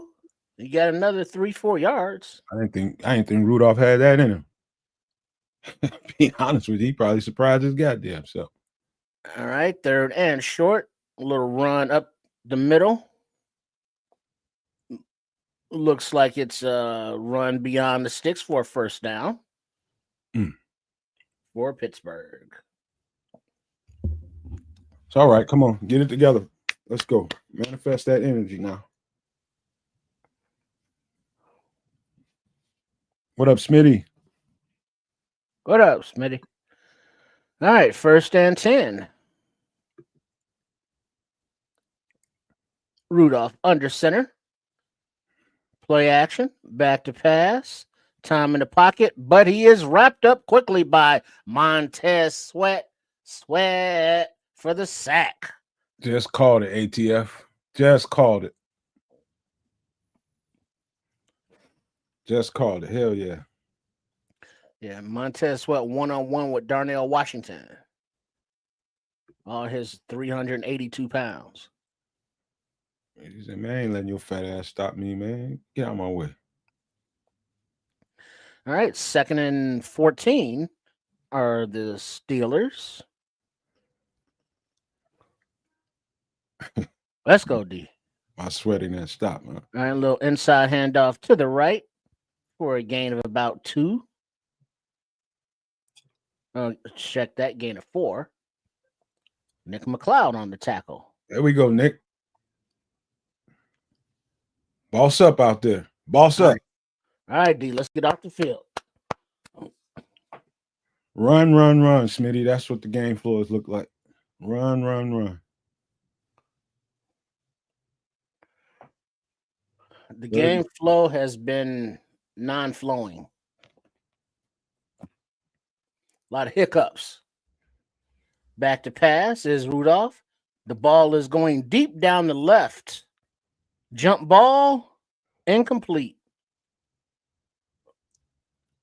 Oh, Nate, he almost got another one. And Deshaun Wright, who was in coverage, is not getting up right now. He's a little slow to get up, but he's getting up right now. Looks like get the win maybe knocked out of him. Mm-hmm. As he almost had that pick, but the offensive guy had to play defender. I always hated that. He just landed hard, like right on his back, like knock all the wind out of you. It's like somebody just boa constrictor got your lungs or something. And the punt is away. Yes, sir, Minnie Stark. Deshaun Wright. And Duvernay is immediately tackled when he caught it at the 9-yard line. Way to hold on to the ball. 54-yard punt, no return. Yeah, man. All right. But there's a flag on the play. Hold on. Little discussion on the field. It's usually a holding. The refs need to get their face time. Or somebody ran out of bounds and came back in and hit him.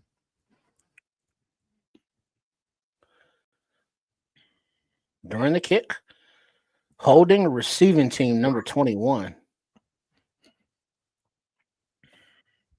So half the distance, so get the ball at the 5-yard line or so. All right, so flag against the Bears.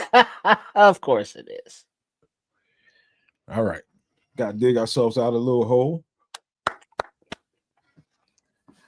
little self-inflicted woundy wound. Let me keep it together. I need to keep it together. Mm-hmm. Just can't have self-inflicted mistakes. Now you got to make the catches when they're there. You got to make the passes when they're there. You got to make the runs when they're there. Because the offensive line is holding up okay, wouldn't you say? Oh, yeah. They're doing better than okay. I haven't seen leakage at all over on Ozzy's side. 2, Caleb just got to trust the pocket and step up in it and don't be frantic back there, and he can make some plays. I'm sure they said that at halftime, like, dog, they're taking care of the pocket for you. You just got to trust them. Yeah, and speaking of, now that you said, the pocket is there and there are escape lanes, but it just something is not in rhythm for some reason. Quarterback, he's just got to settle down a little bit.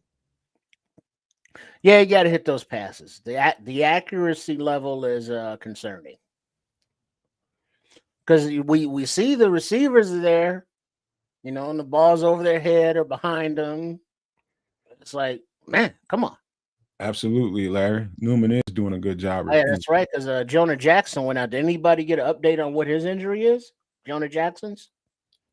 I'm going to assume that was a concuss. Yeah, the way he was, trying to find his way to the sidelines. But Newman's out there at right guard. Ozzy's at left tackle.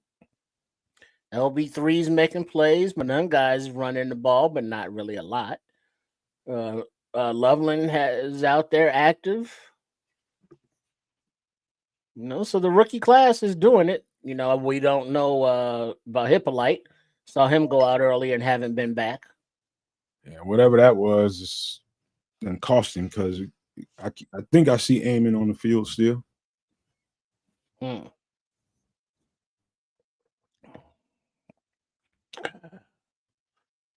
Wait, there's a correction of a call. Originally, it was against Chicago. It was a hold on Skoranek. That dude over there be But working the the Steelers dog. are going to re-kick, so it was against the Steelers. That special teams coach be working the dog shit out that gun, boy. So Zacchaeus is back to return the punt. I think they said Duvernay got a little dinged up. Probably chest contusion where he got hit. Yeah, as soon as he caught the ball, pop, pop.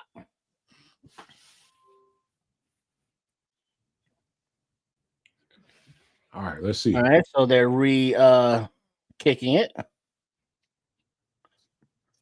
And the ball bounces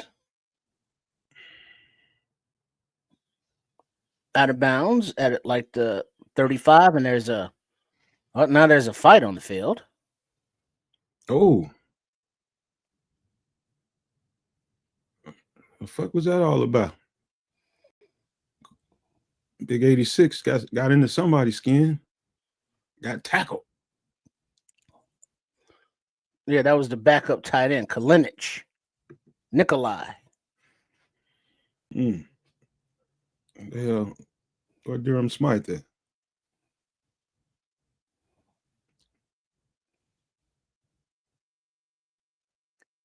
Yeah, all right. So separated, boys. Separated. Settle down. Settle down. All right. 1st and 10 Bears.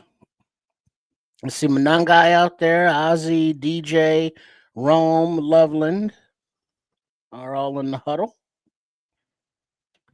Yeah. All right. So Bears gained 34 yards on that penalty. Awesome. Shotgun Williams all by his lonesome.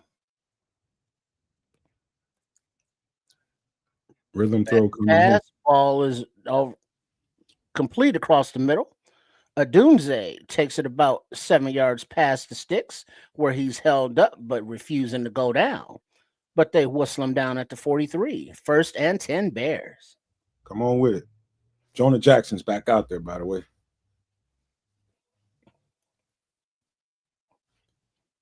Nice to see him get back out there. It is indeed. Great catch by Rome. He threw that motherfucker completely behind him. All right. Yeah, Williams under center. I believe that's Monangai behind him. Or is that Swift? I can't tell. That's Monangai. You got the orange shoes on. Ball out fast, right hash. On the money to Odunze once again. About 3 yards past the first down.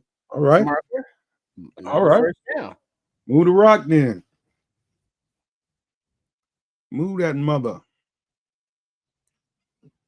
Move it.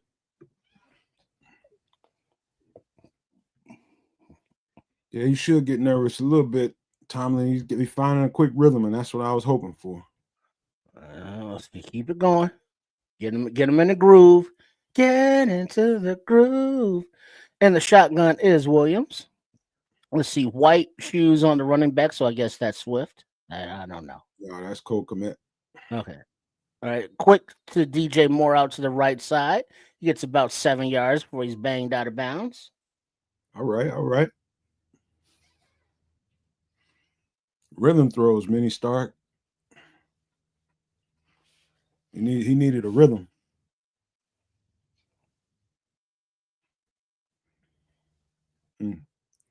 And there's a flag thrown while we were on break there. What do you call him now? Oh, they're going to say DJ Moore threw the ball. Taunting. Number 2, DJ. 15-yard penalty. Down counts. 2nd down.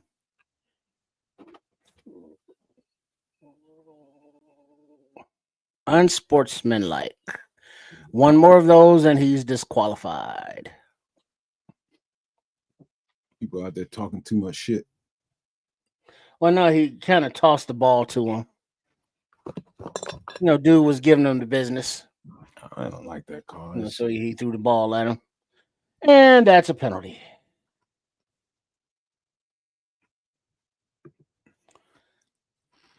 So now it's 2nd and 20. From the 39-yard line. And the shotgun, Williams back to pass. Dumps it off a little screen to the left side to DeAndre Swift. And he gets about 15 yards. Third down and 5-ish. Nice execution on that play. Call it 14 yards. Got him out there in them blocks, boy. That's a nice job. And then, screen. Nice play call. Nice execution as well. All right, 3rd and 6. All right, Swift with the white shoes on in the backfield next to Caleb. Back to pass. Looks like a free play. Flag down. Wide open down the right seam is DJ Moore in the end zone for the touchdown. Ding! And it's going to stay. Offside defense decline. Touchdown Bears. LFG. That early chemistry paid off. All right, there we go. Kids just missed the good shit. Fucking around up there, eating beans and rice and shit.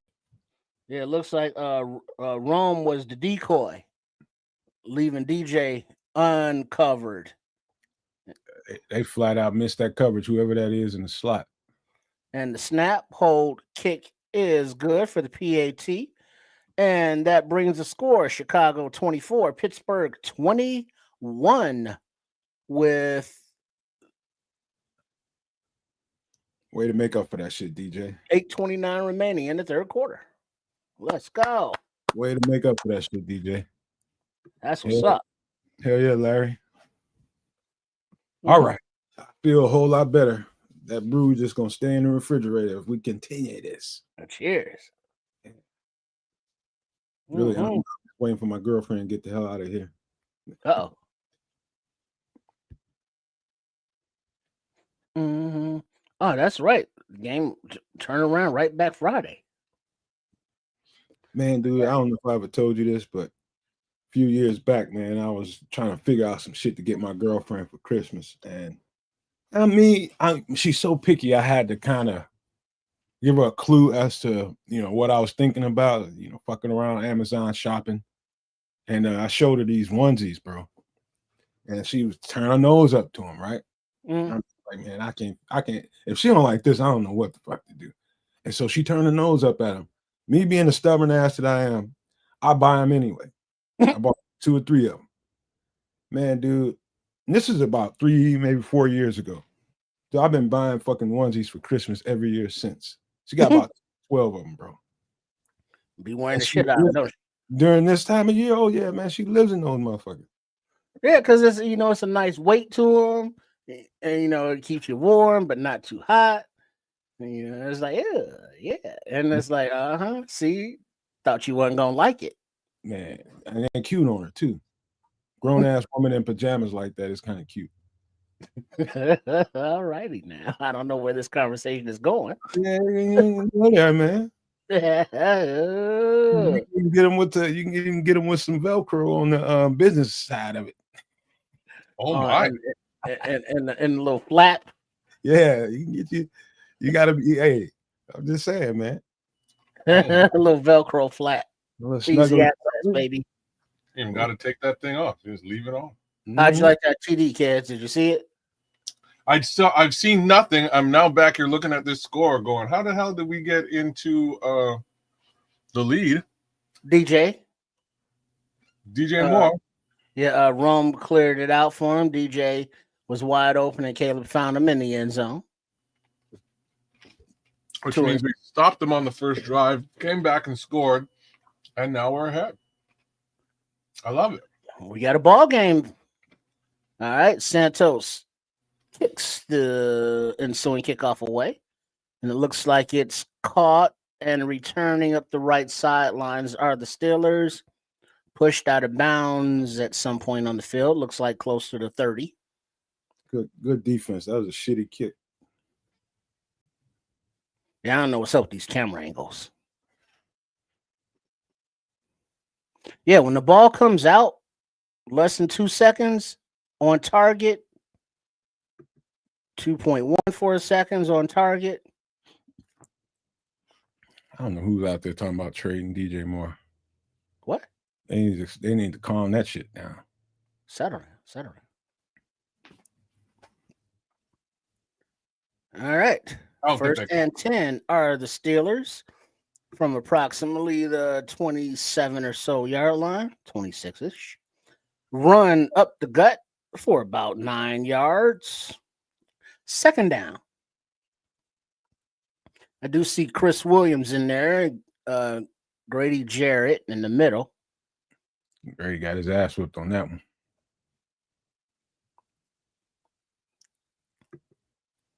Haven't heard much from Javon today. They doubling him. All right, a little run to the right are the Steelers, but they are corralled before they can get back to the line of scrimmage. Looks like Shoyinka. JTS and Amen. Amen. Kryan Shoyinka Agbambimiga combined for that tackle. Yeah, say that 3 times fast. Like some goddamn Chinese food. You want fortune cookie?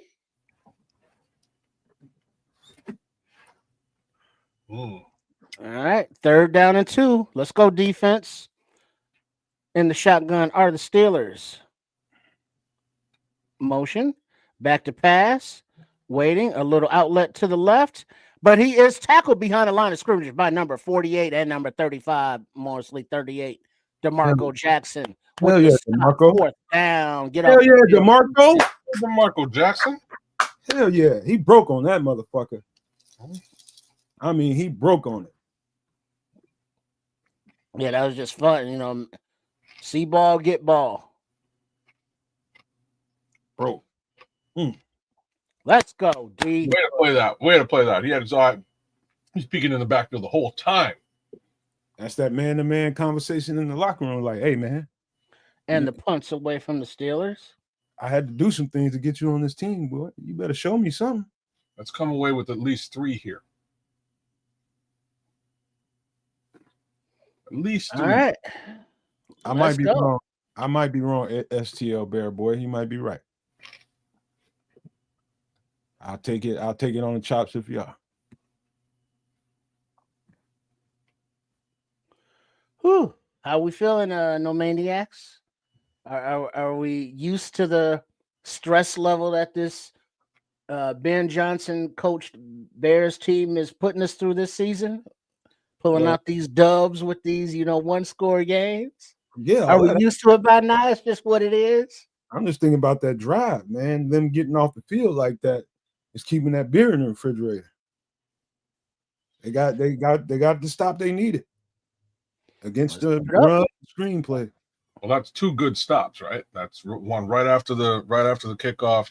This stop here, this allows them to extend this lead potentially. Let's have a good drive here and extend that lead. If they can do that, puts this game in a much better position for the Chicago Bears. And Dennis Allen in the locker room said, I need my defense in another room, man. Y'all come over here in this room. And I'm going immediately, as soon as I close the door, you motherfuckers are embarrassing me out here. What y'all doing? DeMarco, I brought you in here so you can come help with the run game, man. I'm going off. And I could tell I don't know what was said, but I guarantee some testy words were exchanged back there. Timeout. You need that. You need those half times for that kind of thing, just to get everybody where they need to be mentally so you can go do your damn job. It's just basic football going on out here. Getting off blocks and making tackles. Scholes, it's interesting you say that Hippolyte is a bit of a disappointment. He's still a rookie. Yes, but look at what he's saying. He's like he can't work his way onto the field, and when he gets an opportunity, he gets hurt immediately. He's hurt almost within 10 snaps of every time he gets on the field, and I can't argue with that. He's got to stay healthy, man. Football is a physical game, and it's true. Play in and play out, and that could be anybody. Knock on wood. This is true, man. We need Mr. Hippolyte right now.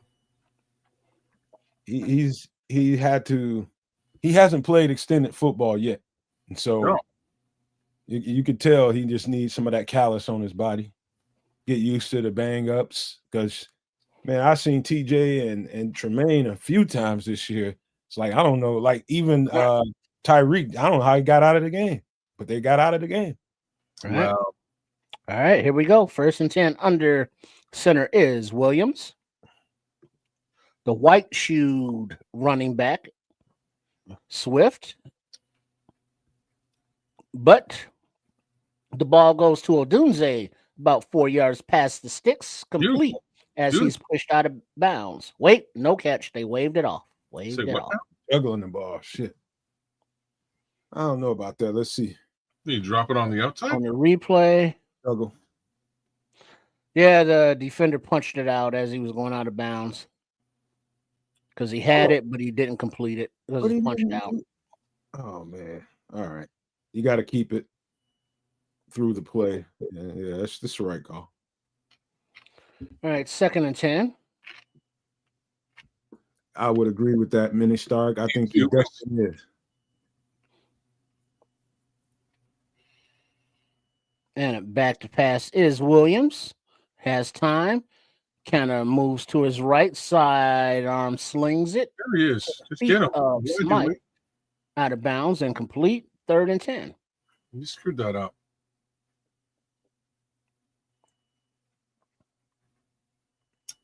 Smythe was open there for a quick, easy check down, couple of yards, move the change. Let's see if they run a zone here or they go man-to-man. Can Caleb identify which one it is, find the hole, or find the best one-on-one target and hit him? I'd play a zone here if I was Pittsburgh. Right. 3rd and 10. And the shotgun is Williams running back to his left, back to pass. Ball is away down the middle, and it is caught to DJ Moore. And as he's rolled past the sticks for a 1st down. Oh, check that. Just short. They're going to call him just short. Ass down. They keep the offense on the field. Keep going. Mm-hmm. So it's marked at 36. 2 tears in a bucket. Mother.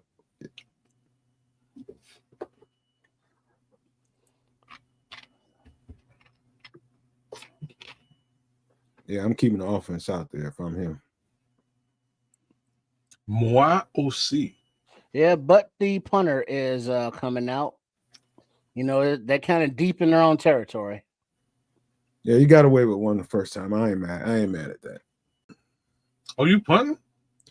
I ain't mad if he is. I probably would have left the offense. Yeah, they're punting. I mean, they're at the 36-yard line. Yeah. I can make a case for either. All right, the ball is away and caught it like the 20-yard line, returned up the left side lines, and he's pushed out of bounds at about the 35, where Pittsburgh will take over with 5 minutes and 8 seconds remaining in the 3rd quarter. Bears 24, Pittsburgh 21. Very surprised at that call. They backed up in their own territory. You got the lead. You want to protect it. Yeah, you want to extend it. Protecting it ain't going to, not like the way this defense has been playing, ain't going to help. But in the meantime, what's coming up Tuesday? Hello, this is Chef Trips. Please join us on the last Wednesday of every month on the Nomad Network for the show Some Extra Sauce for my live cooking segment, MFer in the Kitchen, where we make inexpensive but tasty foods that will be beautiful. And I look forward to seeing you there. And my correction, that is Wednesday at 8 p.m. Central. We have some extra sauce where we cover all kinds of Chicago Bears news and anything going on and related to the Chicago Bears, plus a whole bunch of other stuff. We'll have a live chef in the kitchen cooking up something dedicated to a Canadian, I guess. Cheers to that. Hopefully it's good. Trips, you muted. Yeah, I was over here smacking. Oh, will it be maple infused? Any idea? Will it be maple infused? I do not know because I only got the clues that Chef Trips gave me.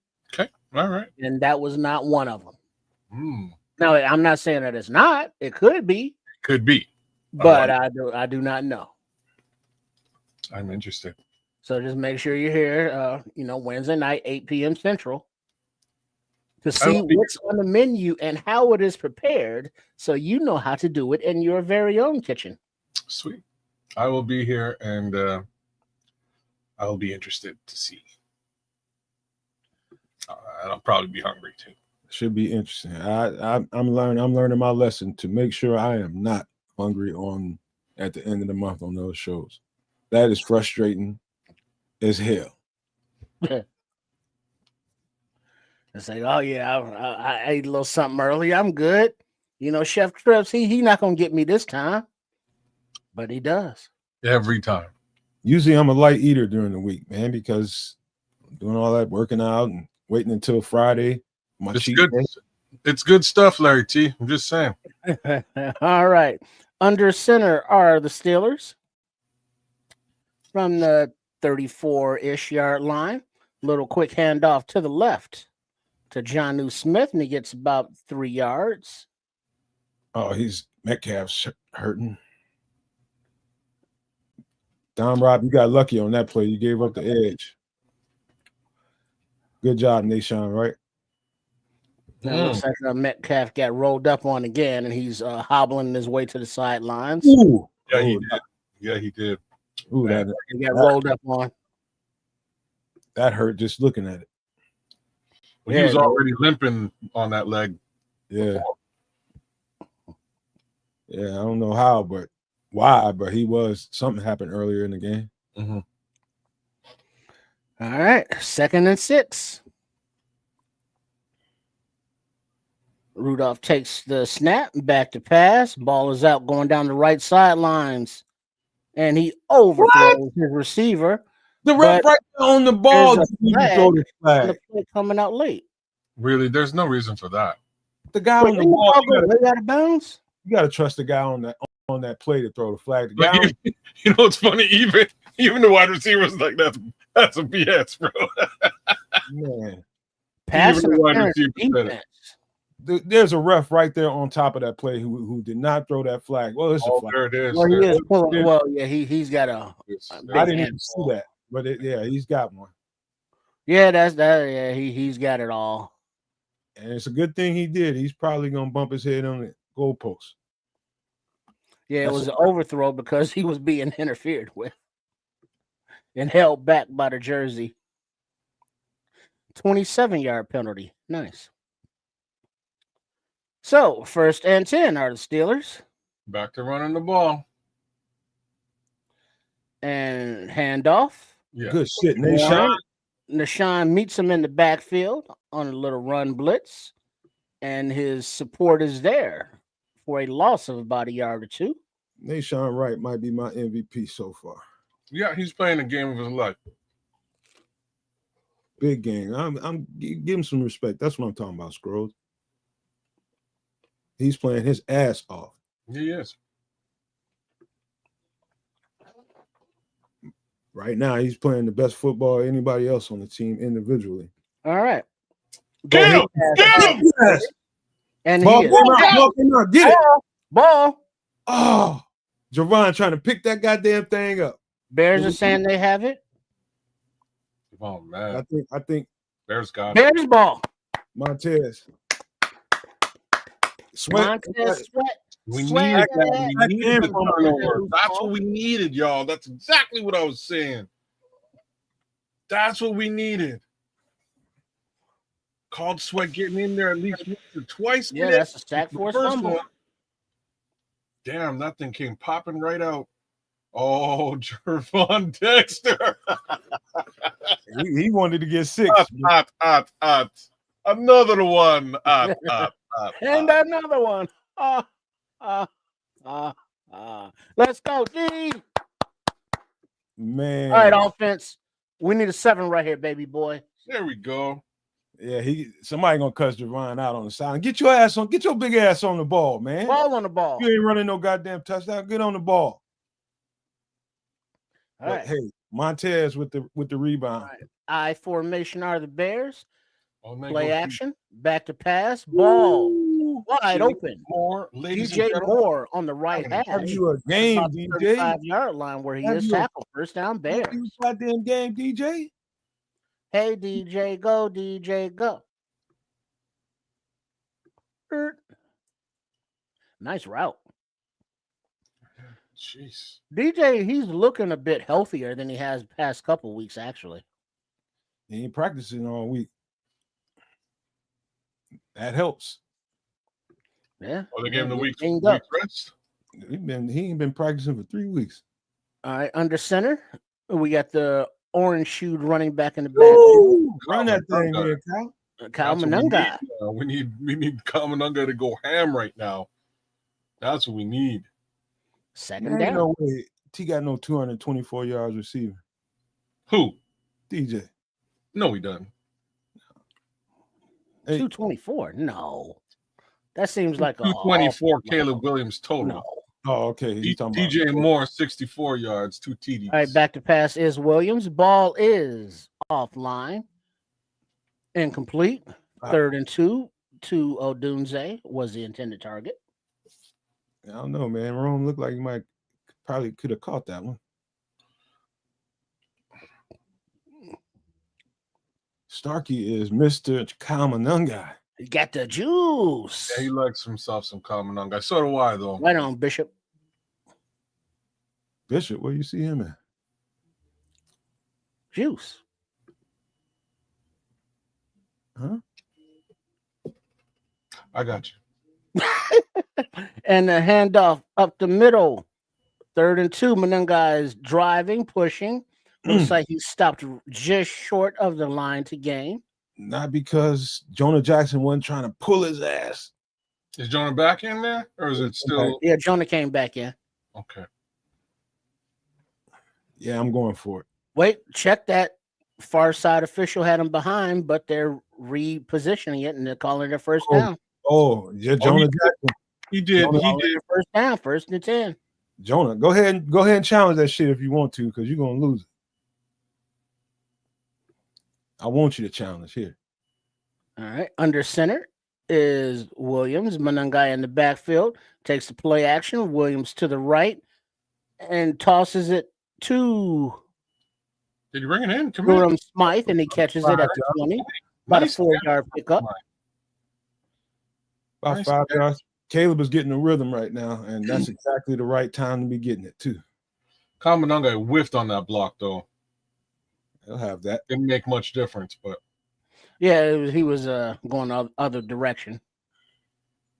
All right, under center is Williams. Manunga in the backfield takes the handoff, makes a nice little cut, makes a man miss. It gets past the first down marker by about 6 yards to move to 6 again. First down, Bears. Good ball security, man, because they was after that ball there. Now it should be Kyle Manunga time, man. Mm-hmm. And we see that he's earning the trust of the coaching staff, getting the reps that he is now. We know Minister Charles, man. We know you've been on him. But Starkey is like, I think that's his son or something out there. That's a Bear Snuggie onesie. Kind of dope, actually. Gun is Williams. Little handoff to Manunga. Picks his way to the right side.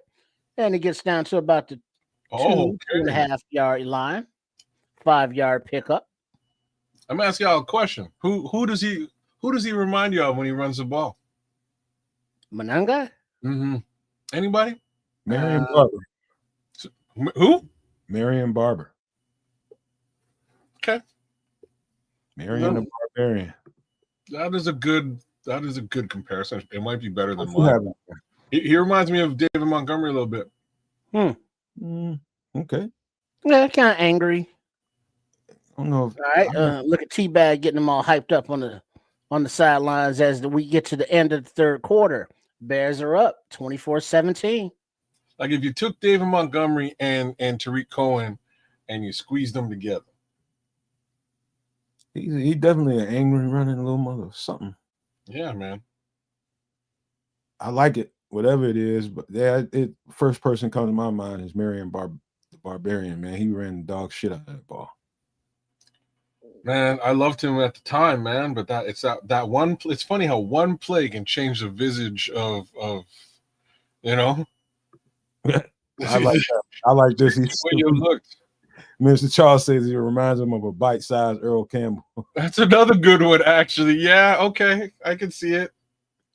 And Leo's got other intentions. He says Darren Sproles, really? I wouldn't. Oh, I could like. But Sproles was more of a gadgety. Sproles was more Tariq Cohen. You know what I mean? He was more gadgety and more like I've seen them try to run him straight up the gut, and it's never been a good thing. That's just not Darren Sproles. I really like this one, Smitty. He says a smaller Marshawn Lynch. Huh. I like that one. That's an interesting one. Oh, you're gonna get your parlay, man. He gonna get a TD out of this. No, he won't. I'm sorry. That guy gonna get the TD? Oh, did he go Monungai TD? Oh, yeah, Monungai TD for sure. Yeah. No. You'll probably pull both of those, Leo. I thought you meant DeAndre Swift with the TD. I was like, Monungai is going to be in the end zone. Starkey took it back to leather helmet days. He says, I'm going to take Joe Morris for the New York Giants. Okay. He was a tough little running back, man. I mean, that dude was real tough. Yeah, he was. You know, whether it's pizza, meatballs subs, spaghetti. I love olives with Italian food. What kind of olives? Green, black? Pitted, just pitted green. No, I'm sorry. Check that. Pimentoed green. I like the black ones on pizza. Yeah, those. I mean, they're good too. I don't discriminate. Yeah, I mean, you know what? You got me. I'm gonna stop listening to Trip because I'm gonna end up getting that pizza. That pizza's coming out of the freezer, ain't it? I ain't getting it.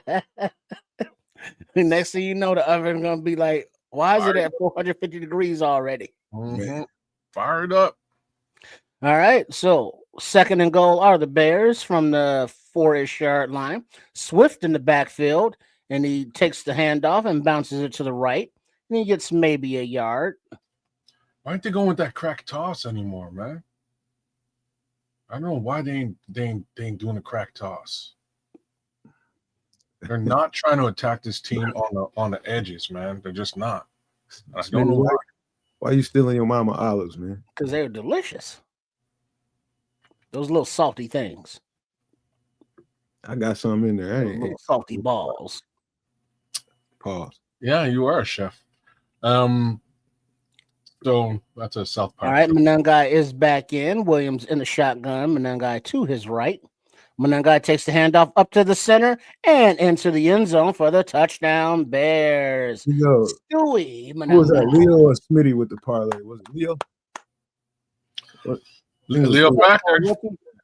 Leo Factor. All you need is a 50 for Swifty. You'll get that later on. You get that 50 from him in a minute because they're gonna run the dog shit. That interior offensive line at Darnell Wright, moving the crowd. Ozzy up in there. I see you, Ozzy. Let's go. Yeah, they've definitely taken the momentum and they're dominating in the trenches right now. You can officially say that on both sides of the ball. AT is snap, hold. Good. So the Bears extend the lead 31-21 with 14-14 remaining in the fourth quarter. I don't know if he got it yet, Larry. Did the Swift have 50 yards rushing yet? Nope, not even close. 35? 13. Damn. Yeah. And what does Monungai have? You know what I'm saying? You know what I'm saying? That's why Starkey Love going crazy in the chat. So Kyle Monungai got 43 on the ground, 4.8 average on the ground on 9 carries. DeAndre Swift 7 carries, 13 yards, 1.9. Yeah, that's not getting it done. So, like I was just saying a little while ago, Swift on the outside, like as a focus specific thing, crack toss has been working. It's a great play and works very well with this offense. Sends Darnell Wright up the side of the field, just crushing fools. It's a thing of beauty. I don't know why they ain't running it today. They ain't running it today. They've got Swift more or less going up the gut, which is really where Monunga eats. Hey, kids. Uh-huh. I'm gonna take a page from Coach Tripping's analysis. They're not running it like we want them to run it, but they're not running DJ out of the backfield. That is an upside. So that's a good thing. At least we've got at least the ball's being run. It's more than it's another way to look at this. Like given the last two series on the offense, up until those last two series, basically the Steelers could play us one kind of way. They can kind of like stuff the box a little bit because Caleb was inconsistent throwing the ball. But these last two drives is going to make them have to adjust and play the game differently. So what do I expect? I expect them to see some running lanes early in this next series on offense, and whoever the back is probably going to be able to make some hay. Now, what if any adjustments have you noticed that have been productive since halftime?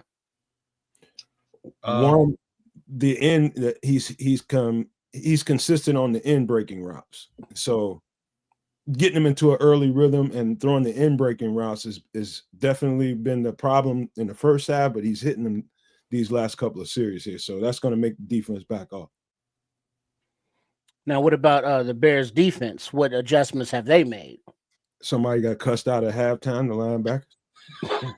Manhoods got challenged. They went after them dudes because they had a different intensity coming out in the second half. I saw it right away with who was an extra linebacker, and that's Jaquan Brisker. He came out testy.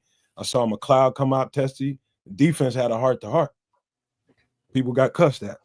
Right. Maybe punched. Who knows? Well, the Steelers are returning the kick to about the 27-yard line where he spun down, and that's where they will take over. So a little heads up from Starkey Love saying Giants are up 17 over the Lions, and the Lions are at home. This is a great little story to hear.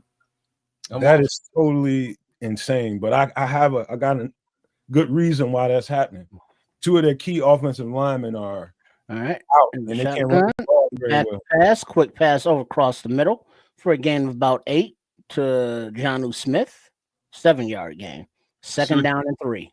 I see what you're saying, Nomad. So that pass rush that they have in New York, which is like the one thing they do have, must be working today. Must be hitting home. Yep, got him off rhythm. Oh, Jackson Dart looking like a gangster out there. Jameis Winston catching a touch. Look, Jameis Winston. Oh, is it Jameis? Yeah, man. Okay. Under center are the Steelers. Handoff up the gut. Gets just past the marker for a first down. I would say, I give you got something interesting. And I don't know, I haven't been counting them, but Tryon is starting to outtrend Austin Booker in snap count. All right. Snap. Pass to the outlet receiver underneath for about 2-yard gain to Metcalf, who's back in the game. Oh, yeah, they playing a little faster now, baby. Well, 12:57 and ticking. All right, back to the line of scrimmage in the shotgun, running back to the left. They're both out there. You realize that, huh? Ball is once again dumped off to the outlet. Looks like the same play, but this one's a gain well for about a 1-yard gain, 1.5.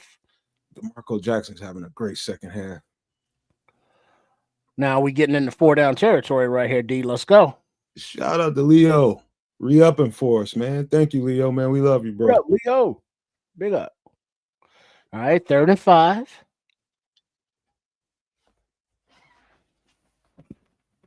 You're going to get that in the shotgun.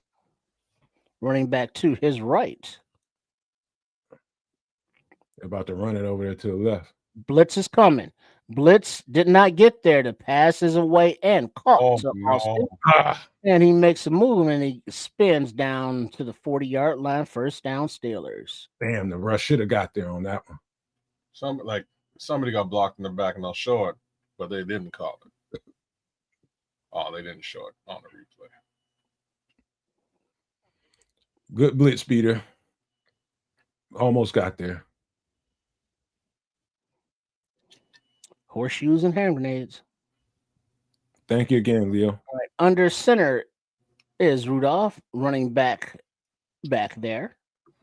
And he takes the handoff, runs behind right guardish for about 7-yard gain, second down. Come on, 11-17 and ticking.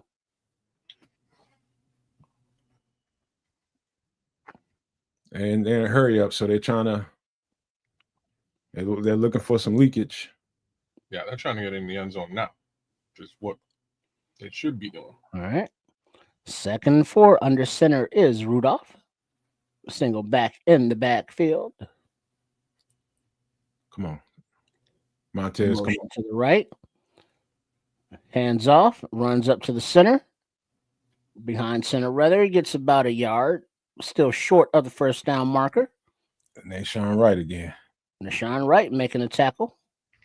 Nashawn's having a good-ass game. Let's go, Nashawn. All right, 3rd and 1. A little quarterback sneak. And he gets the first down, looks like. All right, this is what we got to tighten up. Change out your rotation if you need to. Get some of them guys off the field. Let's get some new guys on the field. Get some fresh meat out there.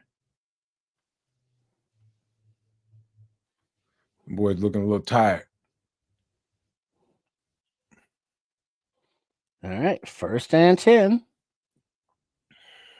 From about the 29-yard line. Under center is Rudolph. Play action. He's looking downfield. He's looking, but there is pressure, and he spins out of the sack from it out of bounds. Incomplete. Montez had him wrapped up, but couldn't bring him down. You forget Mason Rudolph kind of big.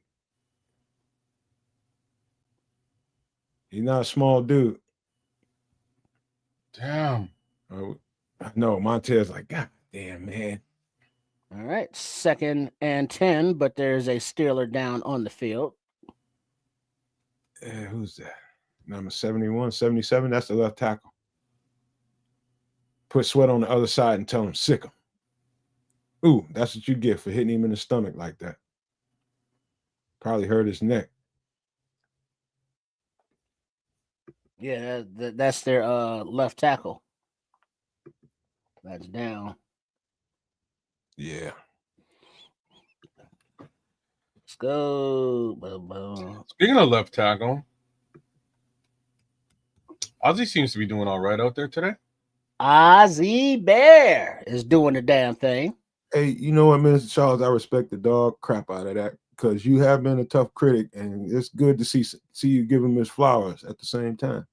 Mr. Charles, I'm right there with you, man. I have to spin my words around because when they were playing Minnesota, and that game started out, Justin Jefferson just shook and baked this man and left him in the dust like 2 or 3 times. I was like, man, it's going to be a long game. And then the kid came out and intercepted the ball. I was like, oh, okay, well, all right. And then I started to recognize that,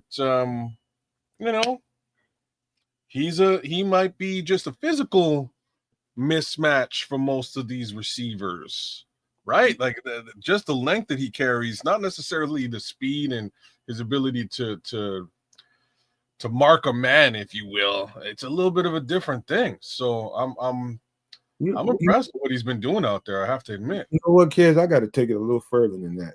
Yeah. Because you got to think about the trajectory of a football player. A guy that was a star in college, I don't even think he got drafted. He comes into the league. He's on everybody's scrap heap practice squad, and sometimes not even that. And, the whole time he had in Dallas, he had Al Harris keeping his confidence up, constantly working with him, being a mentor to him. And I could see how someone like that could lose their confidence.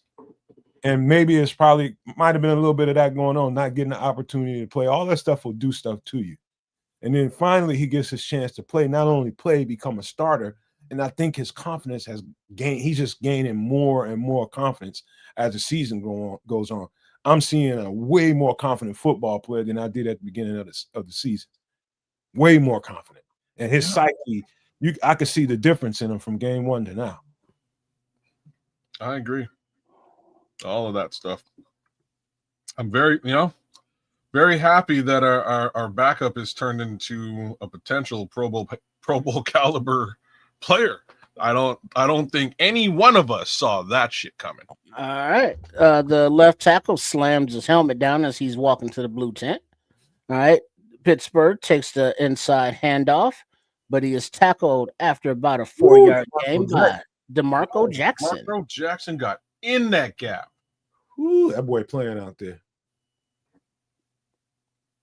All right. No huddle are the Steelers. 3rd down and 7. Back to pass is Rudolph. Pass is away to incomplete receiver, but their bodies all over the field out there. Right.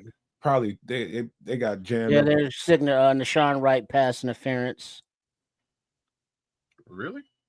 Yeah, he tripped him up. Yeah, they got legs caught up. That probably should have been a no call there. But he did interfere with the receiver, even though it's kind of incidental. Super incidental. Super incidental. He was trying to break on the ball. What up, Brandon? I ain't seen you in here in a while, bro. See, I told y'all about Ozzie Bear. Waka waka. Ozzie. Well, I don't know about all that, Brandon, but we'll see. He's doing well. He's doing well today. All right. Under center is Wright. Got a fullback and a running back behind him. Offset. Motion to the left. Hand off. Warren runs kind of right guardish for about 3 yards. Gets down to the 10. 9 minutes and 7 seconds remaining and ticking. Get your ass. Jones has a stinger, but he's going to the locker room. Get your ass up, Dom Rob. You cannot afford to miss him. We got a bear down, Don Rob. But he's up and being escorted off the field by the train staff. Probably got a concuss. Yeah, he's being held up. The way they're supporting him. It wobble. Weeble wobble. Exactly. That boy he might fall down though. He got it together now. But Don Rob is packed on some muscle, boy. I mean, some serious muscle. Yeah, he's not the same kid who walked in here a couple of years ago. It's sure enough nice to see him come about, man, after all the time and resources spent on him. Yeah. All right. 2nd and 6. Shotgun are the Steelers, running back to the right. Bears show blitz, back out of it. The ball is out. Little outlet to the left. Ooh, it should have been a holding. And is a yard short of the sticks. Grady Jarrett got dragged to the ground. Who did? Grady Jarrett. That should have been a sack. At least a holding. They ain't calling shit up in there. All right, Steelers back at the line. 3rd and 1. Under center is Rudolph. A little quarterback sneak to the left. And he looks. Got it. Yep, he got it. 1st down, Steelers at about the 4-yard line. Maybe he didn't. Grady got knocked 5 yards off the ball and still got in there on that play. I don't know how he did that. That's just sheer determination. Y'all see that motherfucker get knocked 5 yards off the ball? No, I missed it. I was watching. Right, under center is Rudolph. 1st and goal. Little toss to the left. And into the end zone goes Gainwell for the touchdown. Wow. But there is a penalty marker on the play. You're holding on. And there looks like a hold on DK. So bring it back. No points. Yeah, it looked a little too clean. Somebody had to do something. They knew everything was going left. It smelled it going left. Yep. Holding offense number 4. 10-yard penalty. DK Metcalf. Terrence Metcalf's kid. Who remembers Terrence Metcalf from the Bears offensive line back in the day? I do. That's his boy. Yeah, he tackled Nashawn right. Yeah, they owe us that one. You right about that, Spinny Q. It's a makeup call. Because I know Grady got mauled a couple plays before that. From the 12-yard line under center is Rudolph. Back behind him. A little jet, I guess, kind of to the left for about 3-yard gain. Amen, and who else is that over there? I'm in Booker trying. All right, let's go, y'all. These Bears getting tested with that clock stop. All these injuries, man. They are. Wait, yeah, A-Man is down on the knee.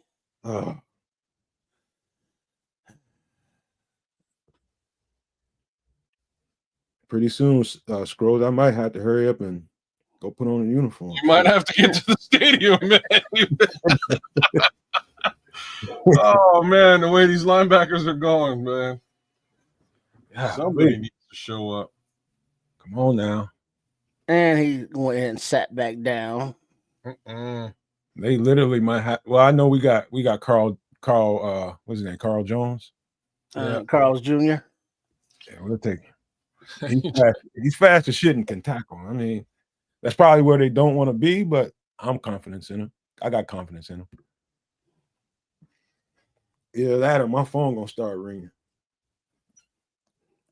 Damn, man. Did anybody? What was Hippolyte's injury? Was it a concussion? I have no idea. I don't think anybody said. Didn't look like a concussion, man. Yeah, last I saw him, he was just face down in the turf. So yeah, pounding the turf. That was all that I saw too. Yep. Carl's Jr. is coming in.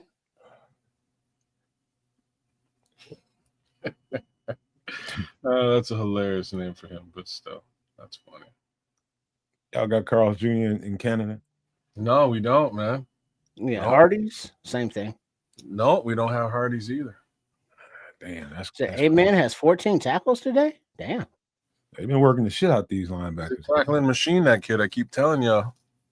How many Second times? And goal, handoff to the left. Ooh, and he is met at about the 4-yard line and driven backwards. It's a good job.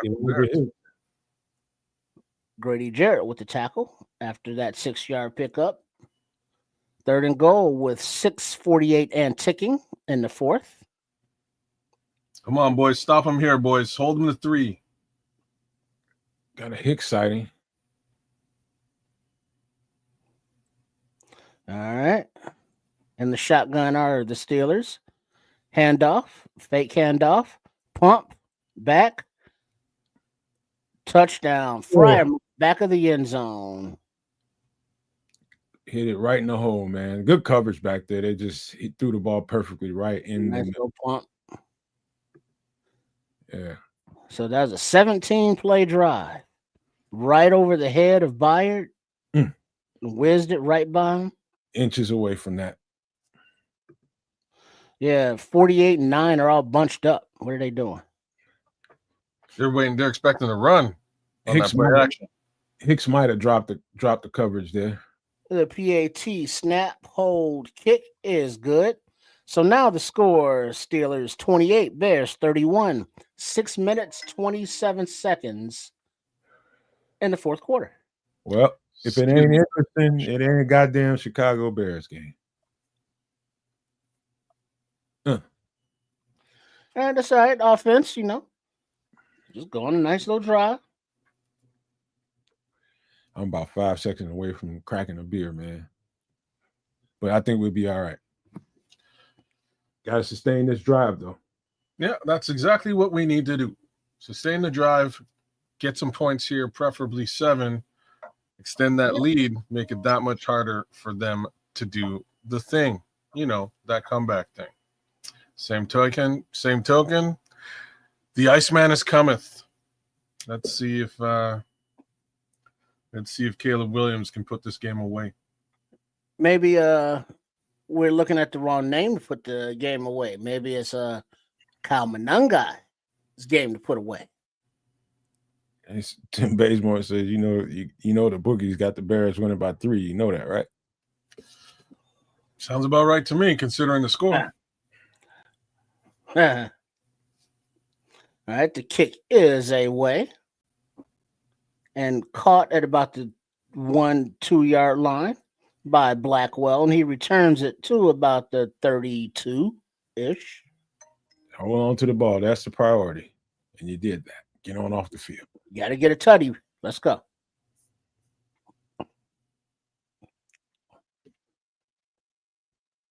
All right, Bobby Drake. Do that All thing. We need some. Yeah, get in your Zen moment, Caleb. All right. As Caleb is getting into his zone, as he's in the shotgun, looks like Swift in the game to his right. White shoes. I love Swift in late games. Play action, back to pass, ball is away. Incomplete to Odunze. Oh, wrong. Who looks like he was there. That's a catchable situation, no? He's looking for pass interference. Yeah, Rome was there. Somebody's there. Look at that wide open. Is that Burton? That was to Burton. But the accuracy was not there. 2nd and 10.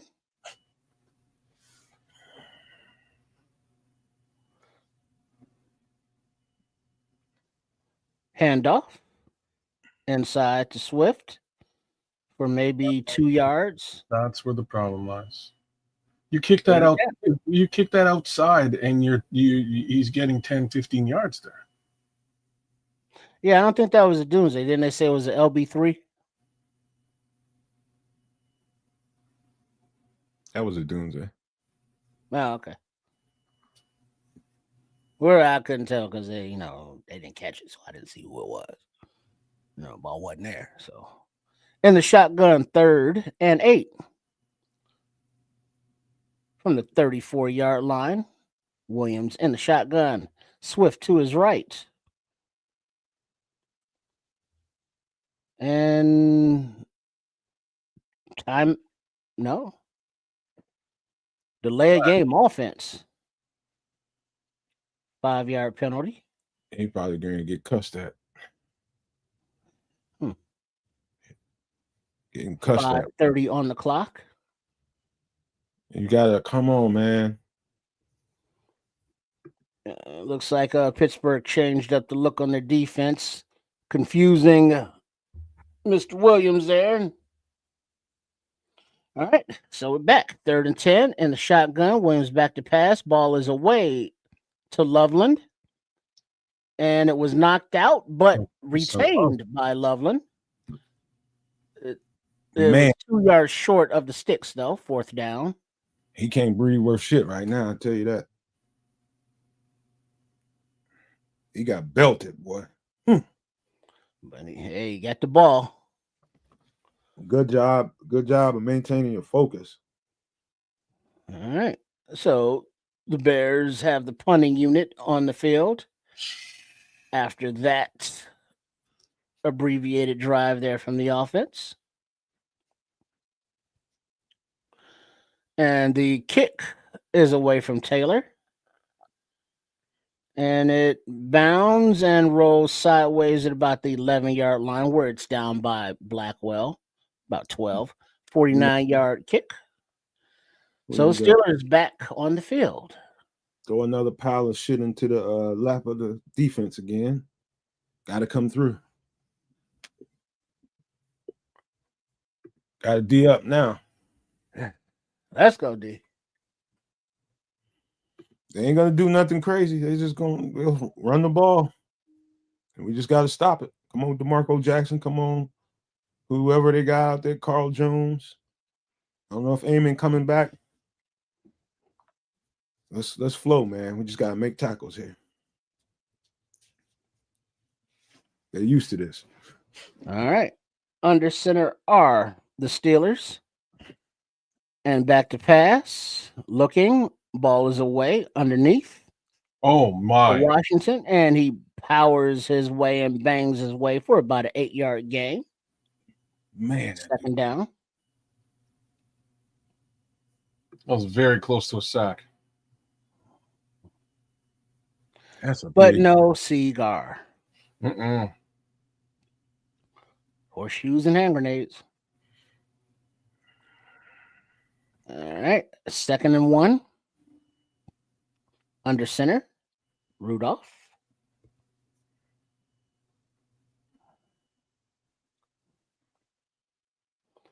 A little toss to the left.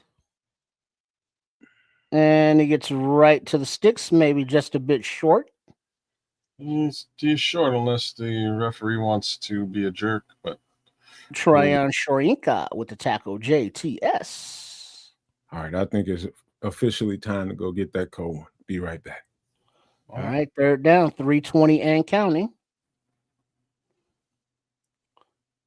All right, D, come on, let's go. The Steelers are in the shotgun, inside handoff, and he powers for about a yard gain, 2-yard gain, 1st down.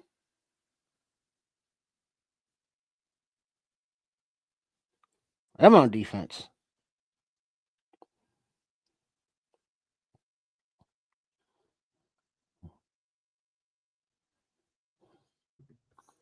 All right, and the shotgun. Back to the left of the quarterback. Looking to pass. Ball is away.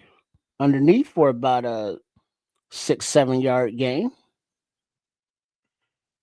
Clock still ticking after a 6-yard gain. Don't get nervous, y'all. Don't get nervous. Be all right. All right. From the 28-yard line. And the shotgun back to pass is Rudolph. Ball is away deep down the right sideline. Incomplete. Overthrown everybody and out of bounds. Good coverage there by McLeod. 3rd and 4. They had to try you. Watch out for the screen game. Watch out for the tight ends.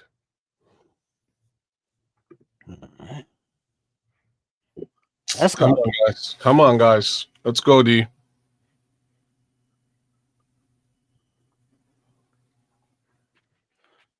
All right, 3rd and 4. And the shotgun. Flag down. Dancing in the pocket. Steps up. He's running for the 1st down. Plus, and slides across the 50. Oh, God. Hey. Flag. Let's see. Hold it. Bring it on back. Somebody got held there. Yep. Holding on the offense. I guarantee it. There's 2 flags. Illegal formation. Offense. Left uncovered. End of the line. 5-yard penalty. 3rd down. We'll take it. Woo. Dodge won that time, boy. Much better than a 20-yard run. Dodge won that. We needed that. We got a break there. All right. 3rd and 9.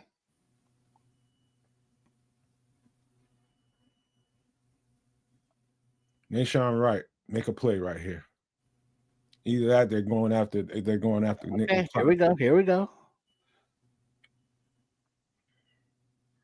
Play action. Back to pass. Ball is away, but it looks like it's deflected at the line. Incomplete. Yeah. 4th and 9. That would have been a pick. That would have been a pick. Jaquan would have been a pick that. Looks like Grady Jarrett may have gotten a paw on it. Get him off the field, Grady. They probably need to go for it. Oh, yeah, it's 4th and 9. There's 2:01 left in the game. You got to go for it, right? Nope. They are punting. And using timeouts, huh? They got all 3 of them, so I guess. Yeah, 2:01 on the clock. So by the time the 2-minute warning kicks off, it'll be a little bit under 2 minutes. Punt is away from the Steelers. Only need a couple of first Duvernay calls fair catch, gets out of the way. The ball bounces, about the 45-yard line, down at the 44, where the Bears will take over. 33-yard net field goal, 1:53 on the clock.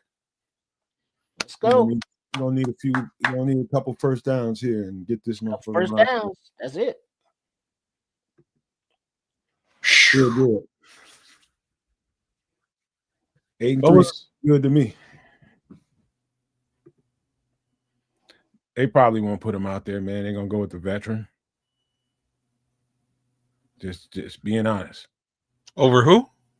They probably go with the veteran running back. Oh, I would in this situation.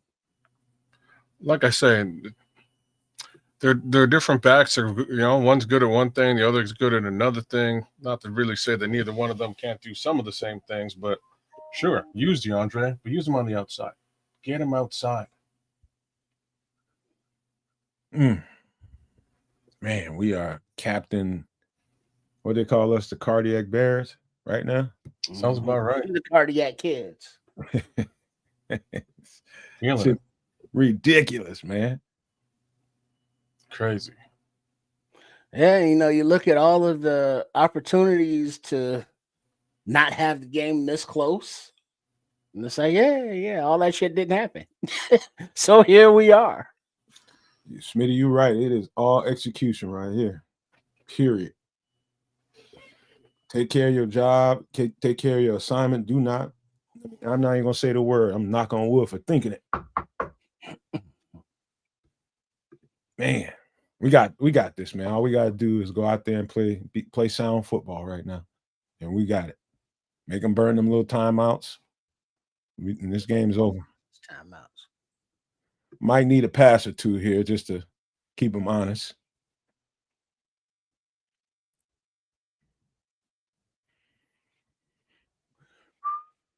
Oh boy, there's some tight ass games, man. I'd say go to Colston. He's been money so far. He's having a good game. Pretty decent. Almost just shy of DJ Moore's performance today. So 5 targets for Moore, 64 yards, 12-yard average, 2 touchdowns. Colston Loveland, 4 targets, 49 yards, 12.3 average, 1 touchdown. What if they torch him on a go route to DJ to end the game? That would be great. Well, we're about to find out because Williams is under center from, the 44-ish yard line. Hand off to Manungai, who's in the games. And he's met right at the line of scrimmage. Burn one. About a half-yard gain. Timeout taken. 1:47 on the clock. 2 timeouts remaining for the Steelers. I think they're going to run it one more time. Make sure they use that timeout. Then throw it on third down. I'd go play action here. Impressive. They need to make them burn that timeout. Because truth is, they need another possession and they need to score. Mm-hmm. So make them burn that goddamn timeout. You run it. Give them a little run pass option, maybe. All right. Under center is Williams. Manungai in the backfield. Little pitch to Manungai to the left. And he kind of slips. Oh, there was a cutback line of scrimmage. If he didn't slip, there's a cutback there. Yeah, there was. Yeah, he had a lane, but he slipped. So See, that's timeout. 1:42 on the clock. Now you got to make them. You got to throw the ball here. So either one way or another, we're gonna either get a first down or that clock gonna get stopped, and they're gonna get another possession. One of the two. I say go to Colston here. You've been Colston or DJ right here. Yeah, like I say, you get a first down here, that ends the game because Pittsburgh only has 1 timeout remaining, 1:42 on the clock. Bears are in a shotgun. Manungai to the left of Williams. Zacchaeus motion all the way out to the right. Snap, back to pass. Scrambles to the right does Caleb, throws it. Incomplete, out of bounds to Odunze. 1:36 on the clock. 4th and 7. All right. Now we officially have a situation. And you got to manage it. How do you manage this? This is what we call sudden death scenario in our defense. It's mainly just knowing your checks and maintaining your depth of your coverage. You're gonna probably give up a couple yards, and then you're gonna get in a tighter defense. So it's gonna be loose at first. Then it's gonna tighten up if they get a couple, maybe a first down or two. But this is in the game scenario stuff.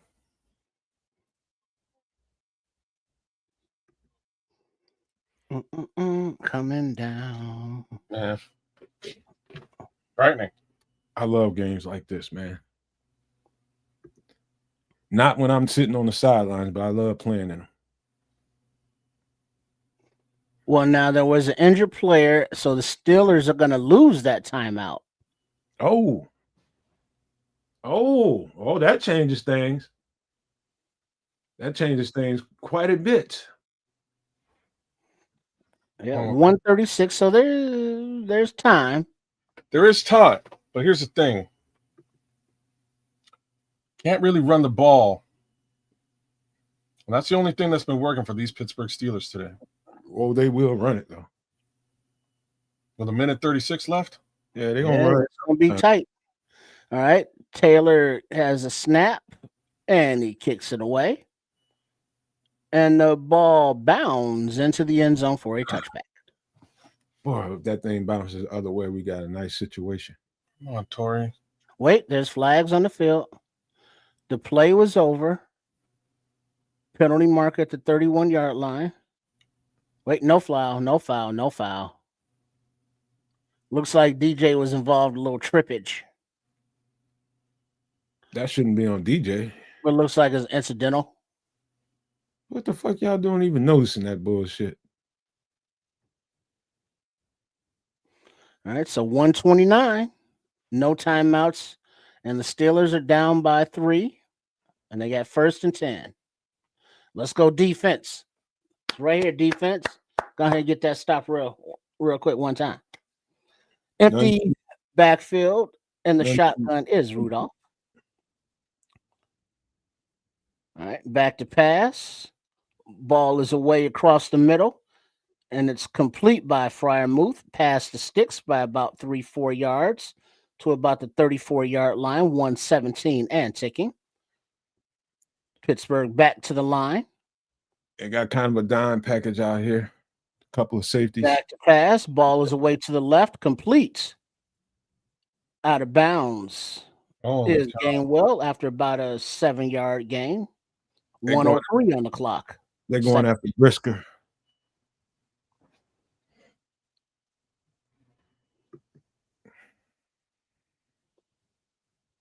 All right, and the shotgun running back to the right, back to pass. Ball's away to the left. Is caught by Metcalf as he runs out of bounds at the 50. 1 minute on the clock. 1st and 10. Somebody needs to jump one of these routes because that little bullshit cannot. Backfield and the shotgun, back to pass. Ball is away. Caught complete on the short pass, about 2-yard gain, and he's tackled immediately. 50 seconds and ticking after a 2-yard gain. 2nd down and 8. And the shotgun running back to the right. Take the snap. 46 seconds on the clock. Pass to the right. Incomplete. Stops the clock. CJ 3rd and 8. 39 seconds. CJ was on the hunt there, boy. They needed a break in the action anyway, man. Maybe sub some guys in here. It's probably a little fatigue going on. All right. So we got 3rd and 8. Empty backfield, and the shotgun is Rudolph. Snap. Passes away to the left. It is complete, but after a 2-yard gain, and he is tackled immediately. Yeah, Nashawn. 28 seconds and ticking. Nothing deep. In the shotgun. Snap. Passes out to the left. And it's tipped at the line of scrimmage. Incomplete. Oh, yeah. That's it. That's it. Bears defense takes a stand. Game time. Quanny B, I see you. That should be good. First and 10 Bears. Game time. Quanny B got up. He got a paw on it. Game time. Way to get in that passing lane, Quan. They stayed in. They ran with the entire series. They ran with 3 safeties. Jaquan, Chicago. Beep, and beep. Bayer. That's a good when you light on linebackers, man. I think that's a great game plan right there, and it paid off.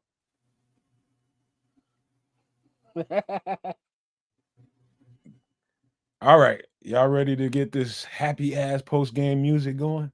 Yeah, let's get it going. All right, give me a second, man. Dead mouse again. Bears win. That feels good. Woo.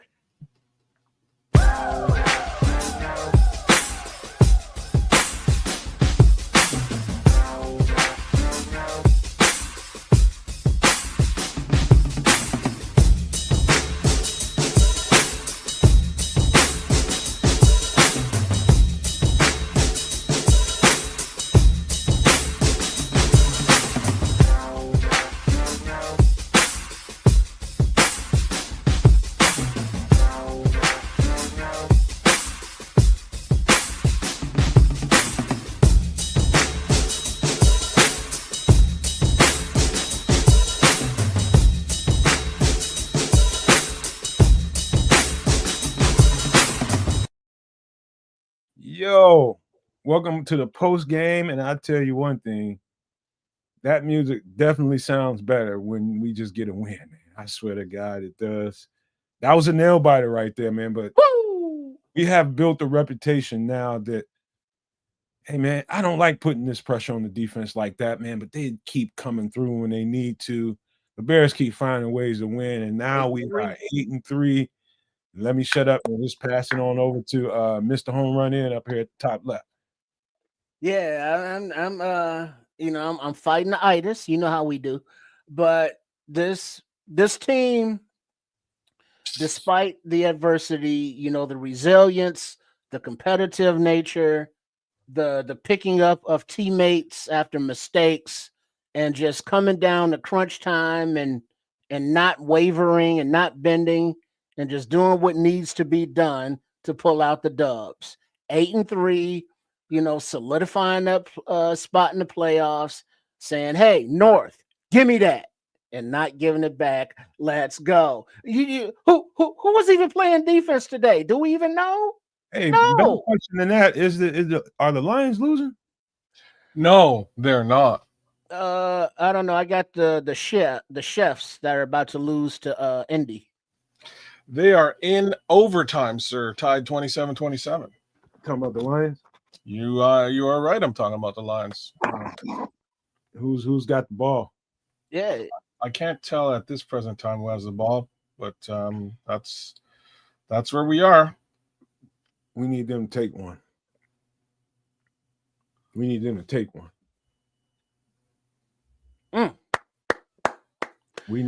need them to take. Oh, the Chiefs just tied up the game. I'm about to watch that. Now you just told me.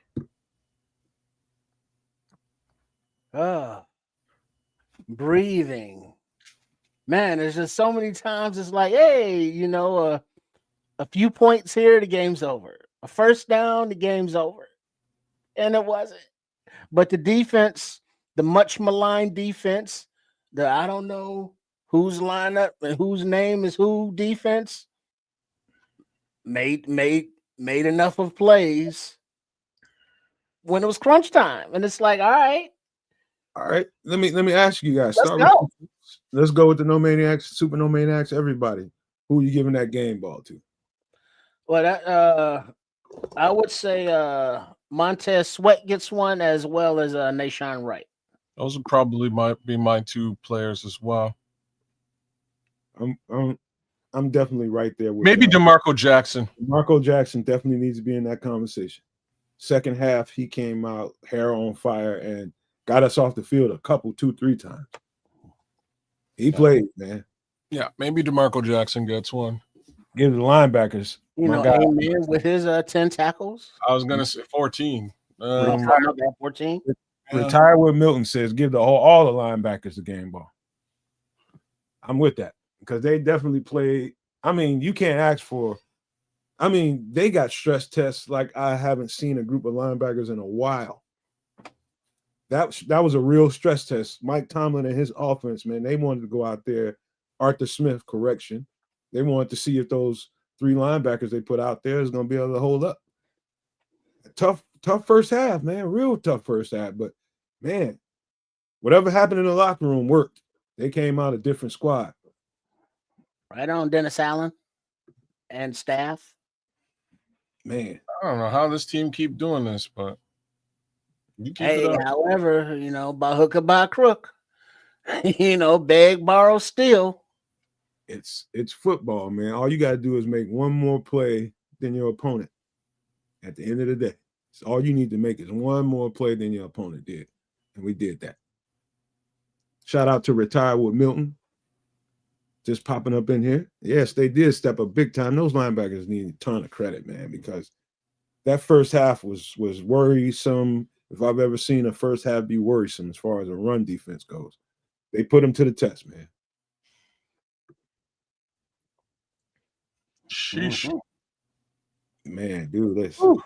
Now, it's like you got a few days to catch your breath because right back at it on Friday.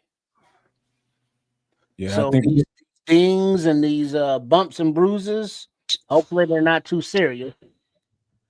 Yeah. Tyreek go out and not come back. We saw Dom Rob go out, getting escorted. And Hippolyte, how bad is his thing? Because it's getting this point in the season where it's like, dude, injuries are like now season-ending injuries. Man, they have to figure out a way, man. They got to get these dudes in the training room, get everybody healthy. But I think at the very least we'll have TJ back out there running the show next week, and that's going to be a big, huge boost. What they do with the other guys, hopefully we can get Noah out there again too.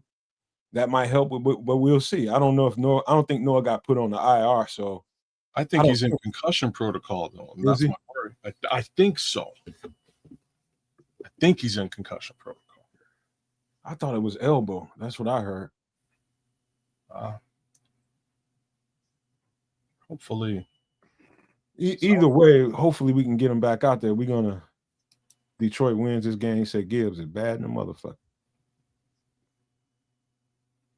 Man. Gibbs is, I think he's the best player in the league. I think he's the best player in the league. Not much doubt there. Holy shit. Y'all must be watching football, man. Oh, yeah. I'm actually trying to get a parlay in for the second half of this day here. If I Cash trying to put some money on the table. Yeah, I like, you know what I mean? I couldn't do it earlier in the day, and it had nothing to do with time. It had everything to do with I was not sure with some of these matchups what was going to go down. Like I just was not sure. This particular game, I was like, you know what?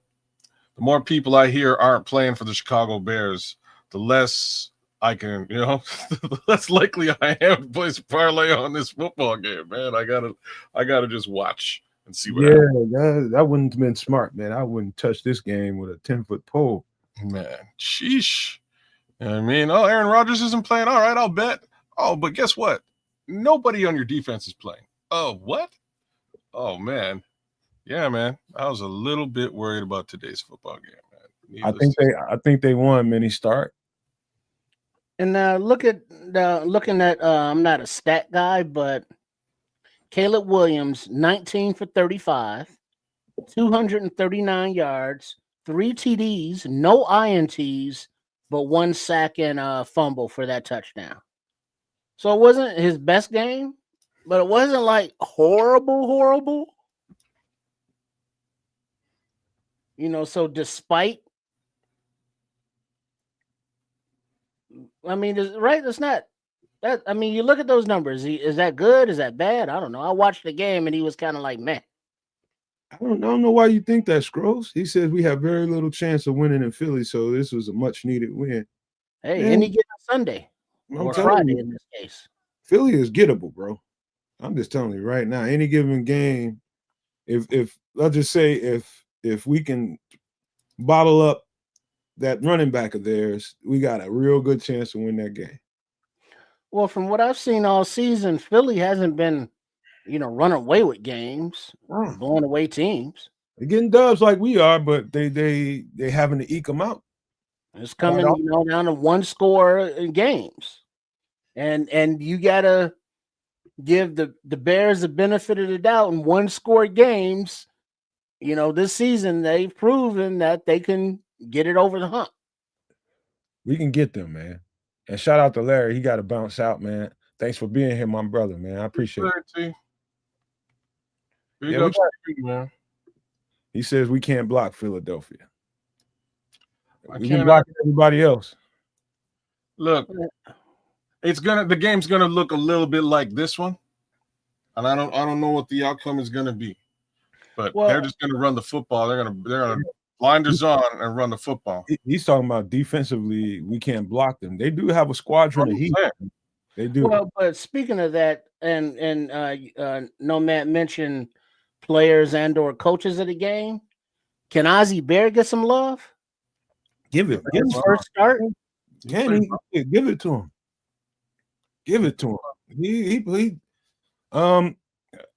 kids, you ain't gonna want to hear this, but that was pretty. I haven't.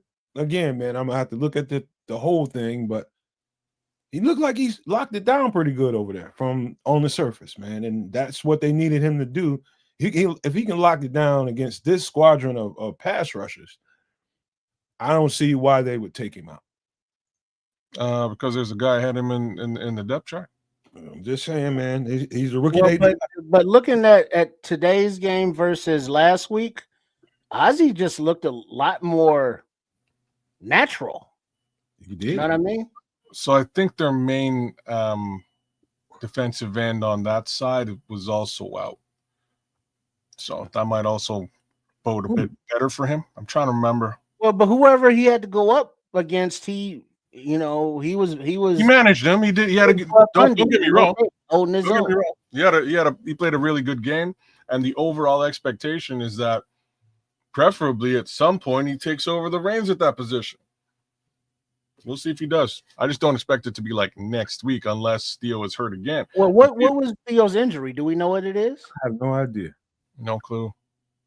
Because remember, it's not next week; it's Friday. So, yeah, if he's out again next week, all the more.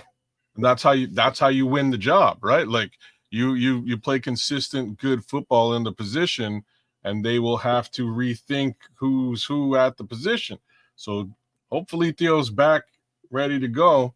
If he isn't, he's going to give Ozzie Trapillo the opportunity to have another good week of football. If he has another good week of football at the left tackle position, that's when things get put into question. But just as we just to give out, flowers as that we're doing, you got to give Ryan Poles some love for these rookies, because every rookie that's still on the team and active played and made a difference. When Jonah Jackson had to dip out for his injury when he was dinged up, we had Newman come in there and move in the crowd, getting nasty with those blocks. You had Ozzie out there, starting left tackle, played there all day. Hippolyte got hurt, but Monanga's in there running hard for 4-yard average. You got Loveland in there catching everything he can and getting banged around. So the future is looking bright with the contributions that we're getting from these young guys. And if we can continue to bring in free agents and draft right, this is a very, very, very bright future. You guys ready for a little bit potentially testy conversation here? Because I got a little something. Coach of the year. I'm gonna go with Shane Steichen or Ben Johnson. Because Steichen over in Indianapolis, come on. Bears over here in Chicago, come on. What about Liam Cohen in Jacksonville? He's doing some damage over there too. Duval ain't getting shit. Oh, I don't know, man. Duval been like they're winning football games too. That's because they're in Duval. Don't nobody pay attention to them. They just that's why you overlooked him. Is really why I brought him up. What about Vrabel? I ain't paying any attention. Oh yeah. There you go, man. That's another guy, but I don't. Because the only reason I don't know is just because Vrabel is like, it's not like this is his first kick at the can as a coach. I'm kind of leaning towards these other three guys being rookies and doing what they've done over Vrabel. Same token, if we're talking Vrabel, you kind of also got to give it up to the old man in Denver, man. He's coming out doing good things over there too. Oh, Sean Payton.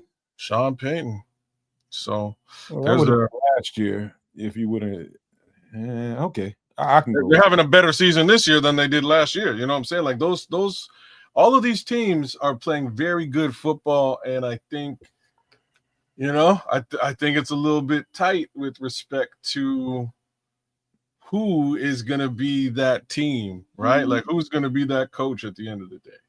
I don't know. Goddamn, Mahomes just burnt them on that defense. I'm looking at the KC Colts game in overtime. Yeah, he stepped up in the pocket, just slung it out there. I agree with that, Scrolls. Sean Payton is a horrible human being. I definitely sock him there. Oh, you're just talking about that whole bounty gate? Is that where you're at? No, the way he's been treating Russell Wilson just for no reason, just taking little pot shots at him. All that going on too. You worried about Russell Wilson? No, he ain't worried about nothing. He just, some of the things you do, man, it's a certain class level you need to have as a coach, man. You're just taking little cheap shots at people. I don't like that type of shit because now it forces the person that he's taking the shots at. Now you got to either be a professional or we'll kick him in the nuts. And I don't like, man. That's unprofessional, man. I don't like the cat, man. I don't know if I like Russell Wilson, and like, you know what I mean. Like I gotta be real. What he do to you, man? It's not like personal. I'm just the way that he sort of came into Denver was weird. My boy got his own office and stuff, and he's kind of talking. They had to let him do that. It ain't like you pay somebody that he had it in his contract. You pay somebody that kind of level. They get to write different things into the contract. You fault the player or the person that drew up the contract and accepted the terms. No. But follow me now. I'm not sure if any of that was like helpful to the team dynamic, right? Like I think it was much more of a situation where he wanted to be looked at and respected as a leader, and everybody was like, "Are you a leader, though?" And that was sort of the dynamic of the team. Once he left, a rookie came in and played really well. I'm like Scrolls, man. He is a certain level of respect, and you got to take your hat off to Russell Wilson for not going there with him. Well, takes a certain kind of human being, man. You know what kind of human being that is? Somebody that's humble. No, somebody who's paid out the nose and don't give a shit. Like Russell Wilson was.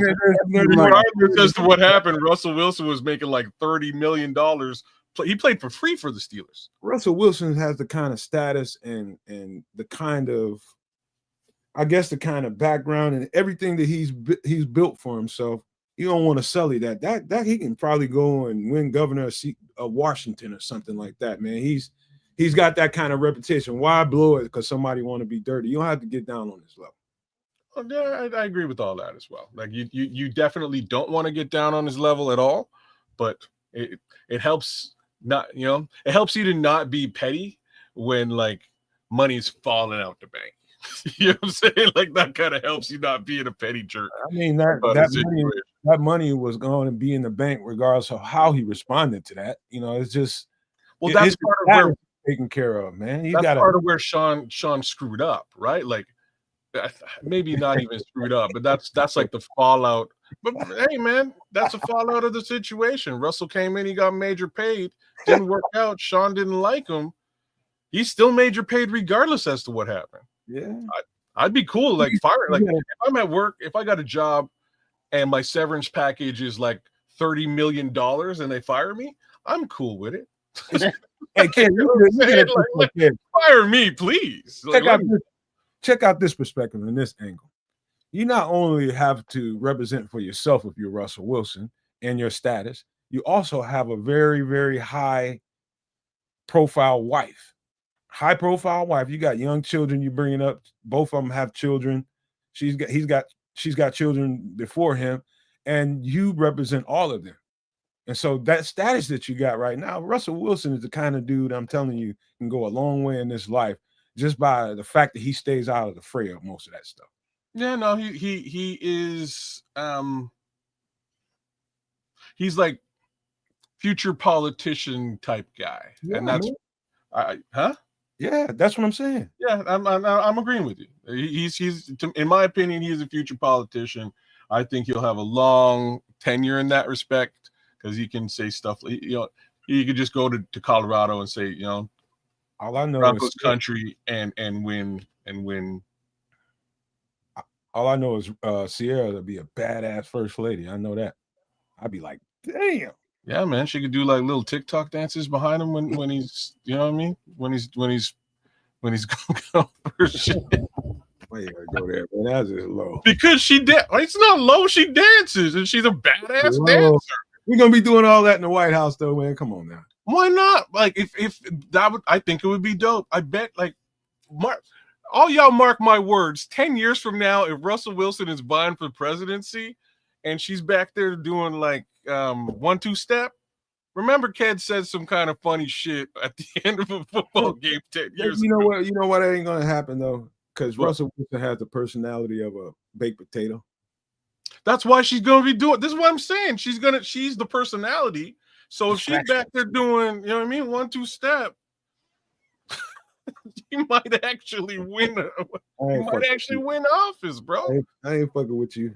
I'm just saying, he might win office though. Anyways, that's my Russell Wilson take. He just seems like a fake human being to me. A little bit fakey, you know. But creature culture, he's like, yo. 1-2 step, creature culture, 1-2 step. But Bears win, and that's all that matters. Victory Monday is on its way. And damn, man. I don't know. Like I say, I don't know how they keep doing this. I wasn't sure if they were going to be able to pull this one out here, mainly because of this injury and attrition. Shout out to Tremaine Edmunds, man.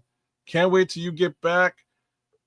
Kyler Gordon, Jaylon Johnson, we need you, please. Shouldn't they be back Friday? I think so, man. I think so too.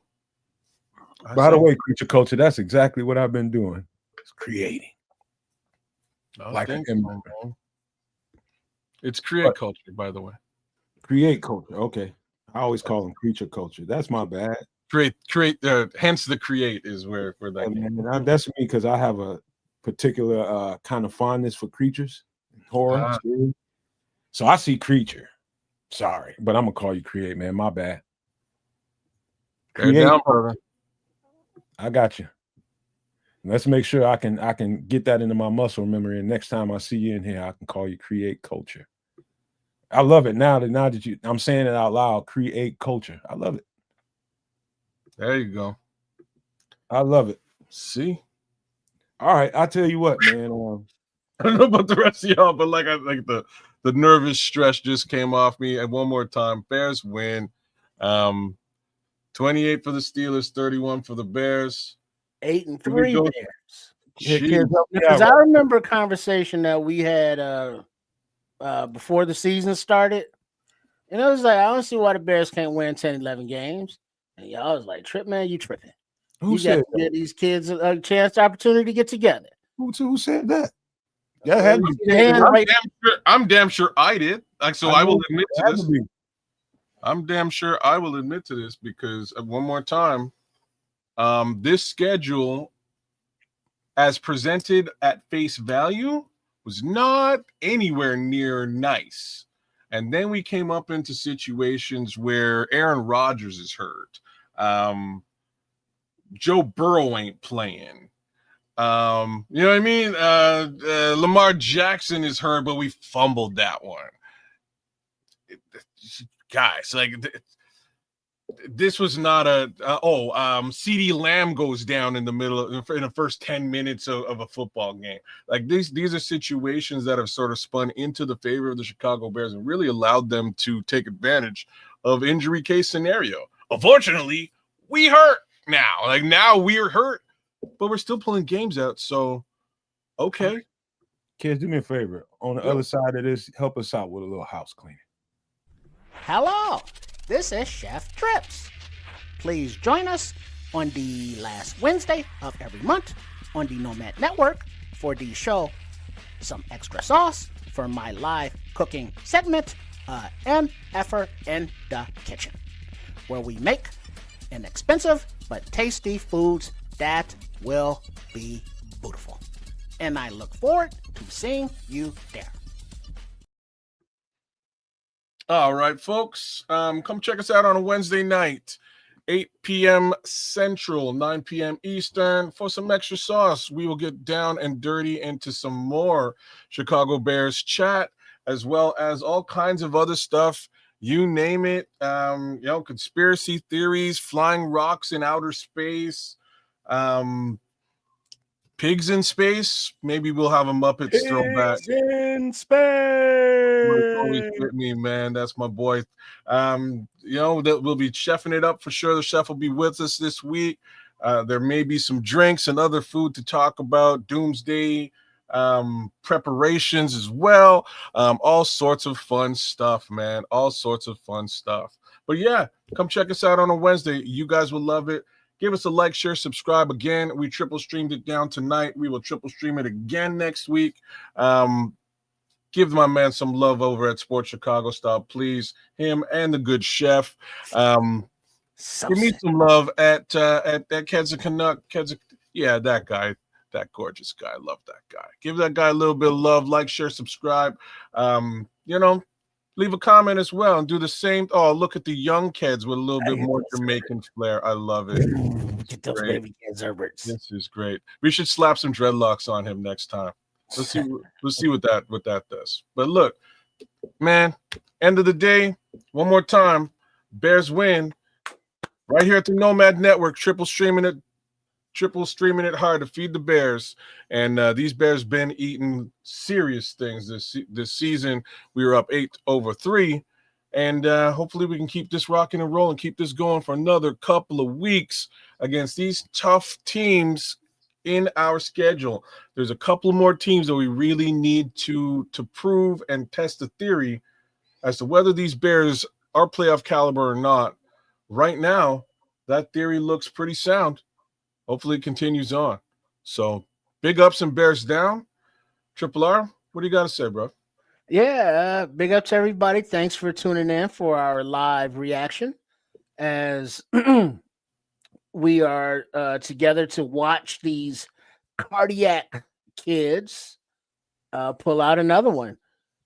Make sure, as Ked said, that you are subscribed to all the 3 networks for all of the fine content that we got coming out. And appreciate all the support. And Wednesday back with extra sauce, and then the next game is Friday.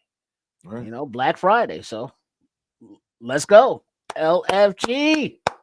So Chicago Hospital Bears is what we should call them now. Not just for the injury, but also for the fact that like them cardiac fans in the hospital. I'm just putting the fans in the hospital too. Got to give young Trip Potato his love too. Oh man, I'm working on that video game, Trip. It'll be out in a month or two. Mm-hmm. Shit, the prize is potatoes. All right, man. I tell you what, man. This Wednesday is, as always, again my favorite show of the week. I'll have something special cooked up for you all, man. I think we're gonna. Should I even say it? I think we're gonna get into some real or fake. We're gonna take a look at some videos, man, and we're gonna leave it to everybody to determine whether you want to give it some credibility or no. Like some of the stuff you can see, like some of the more recent stuff, people have that AI as an out. You can always say, okay, that could be AI inspired. AI could have done this or that. But there's some credible stuff as far as the paranormal and as far as UAPs, UFOs, credible footage. And maybe we take a look at that one video, kids, we saw in trips we saw about the Hellfire missile that hit that whatever that was in the water. It hit it and didn't even alter the thing. Something else interesting I saw in that video. I watched it a few more times. It's just something interesting happened. We'll take a look at that again. But yeah, we'll have that. We'll have some doomsday prepper stuff. And of course, we'll be having the food and drinks going on like we always do. Debate about that culture and the food and all that, man. But we're gonna have a good time doing all of it. Anything else before we get to wrap this thing up, man, and call it a night? All right. No. Yeah. Sure. All right. Well, let's leave you guys with this, something inspiring, man. Believe in the energy shift. I can feel it. I said it at the very beginning of the show. It's definitely, I don't have a problem with creativity, but me being a creative person, I can definitely feel the boost. I've been at it since the last time y'all heard from me. Been really, really at it, and some really, really beautiful stuff is coming on. I encourage you all to just take in that energy shift, man. It's a good energy out there ever since we had a solar eclipse and this whole thing with the solar flare and it hit the solar system, man. It's been wild, man. There's been some different stuff going on, man. People are getting weird. People are getting better all at the same time. But I would just say adhere to the different energy shifting that's going on out there. So that's a little bit deep, but I'm a deep guy.